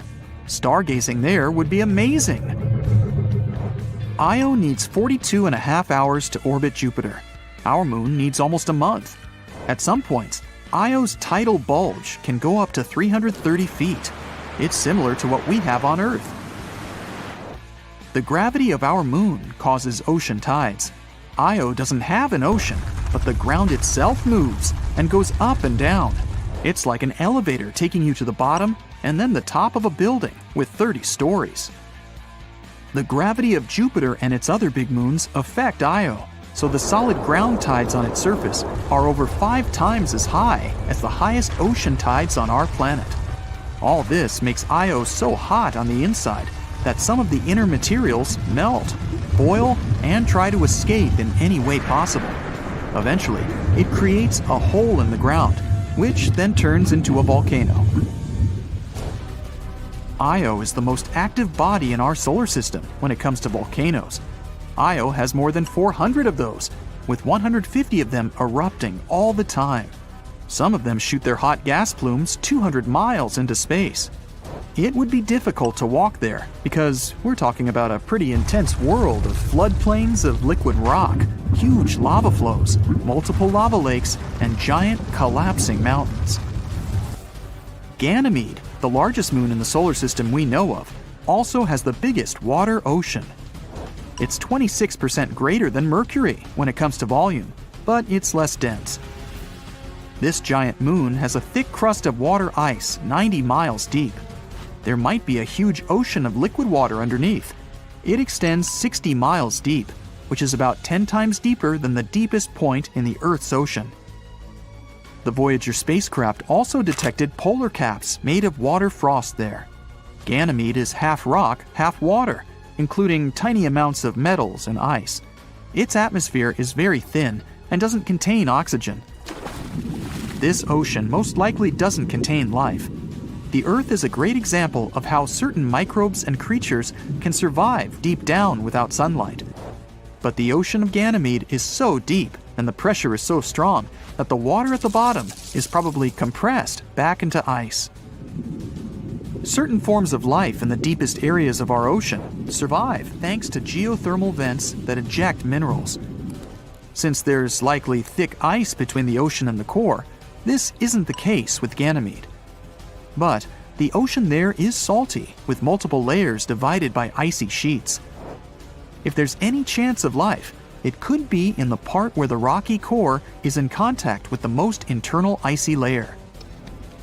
Beneath all that water and ice, Ganymede is the only moon in the entire solar system with a magnetic field. It's possible because this moon has a liquid core. Ganymede circles Jupiter approximately once every 7 days. Its orbit is so eccentric that at some points, it's pretty close to Jupiter. Ganymede, Io, and Europa have gravitational forces that affect each other. In the time Ganymede orbits Jupiter once, Europa makes 2 orbits, and Io makes a full circle 4 times. 1/3 of Ganymede's surface contains big dark regions, while the other 2/3 are lighter. Dark areas are older and contain more craters. Lighter areas have long ridges and grooves, about 2,300 feet high and thousands of miles long. Callisto, the 3rd biggest moon in the solar system, 3,000 miles in diameter, needs 17 Earth days to orbit Jupiter. Its atmosphere is very thin. There are many impact craters, but its ancient crust has basically been the same for more than 4 billion years. When a planet is geologically active, like the Earth, some things can erase most of the evidence from past impacts: water, volcanoes, tectonic plate movements, human activity, and weather. All this changes the surface. Callisto has experienced none of those. Scientists think this moon used to be an ocean world that eventually froze over. It was hit by meteors from time to time, but mainly remained untouched. And yet, it still has some pretty impressive craters, like Valhalla, the biggest multi-ring crater in our solar system. That's 2,500 miles in diameter. Major craters on Callisto contain more rings than those on other celestial bodies. Whatever hit the moon was big enough to have punctured the thin crust, causing water to spread on the surface. And under this thin crust, there could be either salty ocean or soft ice. The Galileo space probe detected that Jupiter's magnetic field couldn't penetrate through this moon, likely because of a layer at least 6 miles thick. That's why it's hard to explore Callisto. Moons like Europa have vents that eject water from the subsurface oceans. But to explore Callisto and discover more about its past, we'd have to use the old-school way, digging through the crust. If we wanted to explore the outer parts of our solar system, Callisto would be a great spot because Jupiter's radiation doesn't reach it. So we'd be safer there than on some other inner moons. Weird, unusual sounds out of nowhere are spreading all over our galaxy, constantly repeating, and it's something we've never heard before. Scientists discovered it in 2020, and it was nothing like any of the other energy signatures they ever studied. Powerful and bright radio signals occurring from time to time, mysteriously disappearing within a day. It doesn't fit the profile of any space body we know. The signal is a bit irritating, and it disappears without a schedule. When scientists tried to match the signal with some other telescopes, it was gone. Low-mass stars sometimes flare up with radio energy, but not here, since they mostly have X-ray counterparts. Very dense collapsed stars, like pulsars and magnetars, are also not a choice. the closest solution they got is a mysterious class of objects we know as the Galactic Center Radio Source, GCRT. It's a radio source that brightens and rapidly glows. It decays near the center of our galaxy and could help us unravel the mysteries of the universe. If you had a flying car that could go up at a speed of 60 miles per hour, you'd only need 1 hour to get into space. The moon is a little bit farther, 250,000 miles, which is about 10 times the circumference of our planet. That means a moon trip would be like taking a tour around the globe and doing it 10 times straight, which would take less than 6 months. A trip to Pluto would take over 800 years. Proxima b is the closest Earth-like neighbor we have. It's a small rocky world that orbits the closest stellar neighbor of our Sun.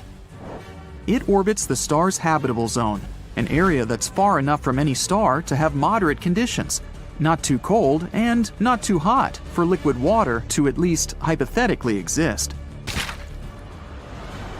If you tried to travel to Proxima b at a speed of 25,000 miles per hour, which is the speed of the Apollo moon rockets, it would take you over 112,000 years to get there.